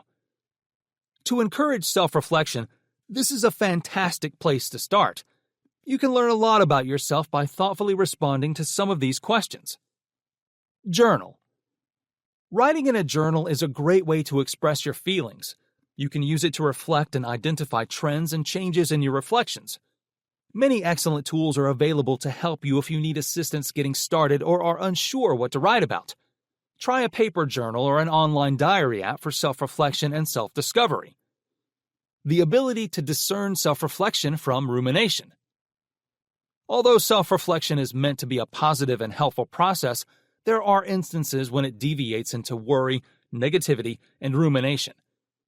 To make sure you are getting the most out of your thoughts, it is crucial to distinguish between helpful self-reflection and ruminating. Reflective thoughts are intriguing but objective or factual. For instance, ask yourself, what drove me to do that? Why did I act in that manner? In contrast, ruminating thoughts typically tend to be more unfavorable, critical, and emotional. For example, I can't believe I did such a stupid thing. What is wrong with me? Pause, and try again later if you start contemplating rather than reflecting. To stop ruminating, you can also try some of these suggestions. Get help. Self-reflection can occasionally be challenging to accomplish on your own. There is no shame in asking a loved one or a qualified professional for support if you need assistance processing challenging feelings or circumstances. You can improve your capacity for self-reflection with the help of therapists in a secure setting. If you discover that ruminating is a problem, they can also help explore any underlying problems that might be a contributing cause. Set aside time for self-reflection. Schedule time specifically for self-reflection to make it a priority. Life can get stressful with our phones buzzing continuously, new shows to binge-watch, social obligations, work, etc. If you don't consciously set aside time for self-reflection, chances are you won't do it often enough to reap the rewards. Start with weekly or bi-monthly intervals and work your way up to daily. We miss the chance to develop and gain knowledge from our experiences when we don't self-reflect on our life. Self-reflection is an ability that needs to be nurtured and developed. You can incorporate self-reflective activities into your daily life and reap its numerous advantages with a little time and perseverance. Try one of the suggestions above as a small step, then build on that. Career milestones to celebrate. It can be very thrilling and fulfilling to think of your professional life in terms of career milestones. By celebrating your achievements in your career, you increase your self-confidence, pride, and bravery and widen your horizons to new possibilities. Career-defining moments occur every day. They can include finishing a project, landing the job, or receiving praise from the supervisor. Professionals often overlook small career milestones instead of concentrating primarily on the major ones, such as a new position or retirement. But when you downplay less obvious or modest job achievements, you're robbing yourself of a tiny bit of your professional soul. Instead, appreciating each one gives you the internal drive you need to pursue and accomplish the next. Set achievement goals to reach career milestones. Setting goals for success is crucial. These goals can be major, like getting a promotion, or minor, like 30 uninterrupted minutes of focus time. It is more important that you set achievement goals and pursue them than the size of your goals. Even if you haven't achieved them all yet, taking steps toward them is important. It helps you in making progress toward both your career and personal success. Having a clear career path makes success even easier to achieve. Only after you know your options can you pursue this career route. So, enter the career progression map. Map your career development. A career growth map resembles a treasure map exactly as you can think. It is ultimately what you want to achieve this year, in 5 years, or at whatever time frame you have in mind. Your ultimate goal may not be quite evident now, but it will become clearer as you progress. The key is to avoid becoming impatiently fixed while waiting for the result to be flawless. You must get moving. A professional development map's goal is to help you identify your direction. This life path map, which includes career milestones from graduation to retirement, may serve as your guide. This professional progression map's dynamic nature makes it intriguing. This map will include new and unexpected turns that appear along the journey. Additionally, keep in mind that your goals may change as you do. Life also happens in parallel with your work advancement. In 20 years, what you want now can look completely different. That's all right. If you're prepared to work hard and be adaptable, this job path will truly take you on a lifelong journey. 15 professional milestones to celebrate. Are you prepared to begin? The following list of 15 career milestones, both significant and minor, should serve as motivation. Graduation, first interview, important move, inaugural job, next job, big promotion, noteworthy projects, day-to-day accomplishments, first speech, critical conversations, great evaluation, leadership role, boardroom seat, career retirement, encore career. When you reflect on your professional achievements, be proud of everything you've accomplished and remember the road fondly. There is still a long way to go, and certain milestones must be reviewed repeatedly. However, that is what adds interest and insight to the career experience.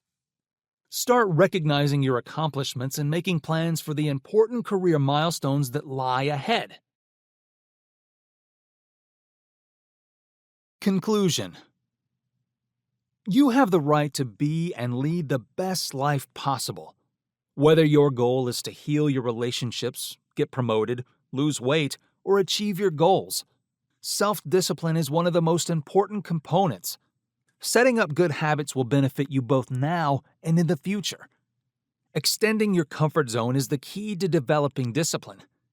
It needs constant dedication to focus. It's challenging for everyone. Start small. Work for 30 minutes, then take a 5-minute break. As your body and mind acclimate, gradually extend your workday. It makes no difference how you develop self-discipline, whether it involves reading books, listening to podcasts, consulting a mentor, or exercising personal diligence. You must be making efforts to develop positive behaviors. We won't sugarcoat it. It's difficult to develop discipline. But if you're prepared to work hard, we'll be here for you every step of the way. Start your journey to self-improvement now by developing better self-discipline. Your ability to exercise self-control will help you live a better life.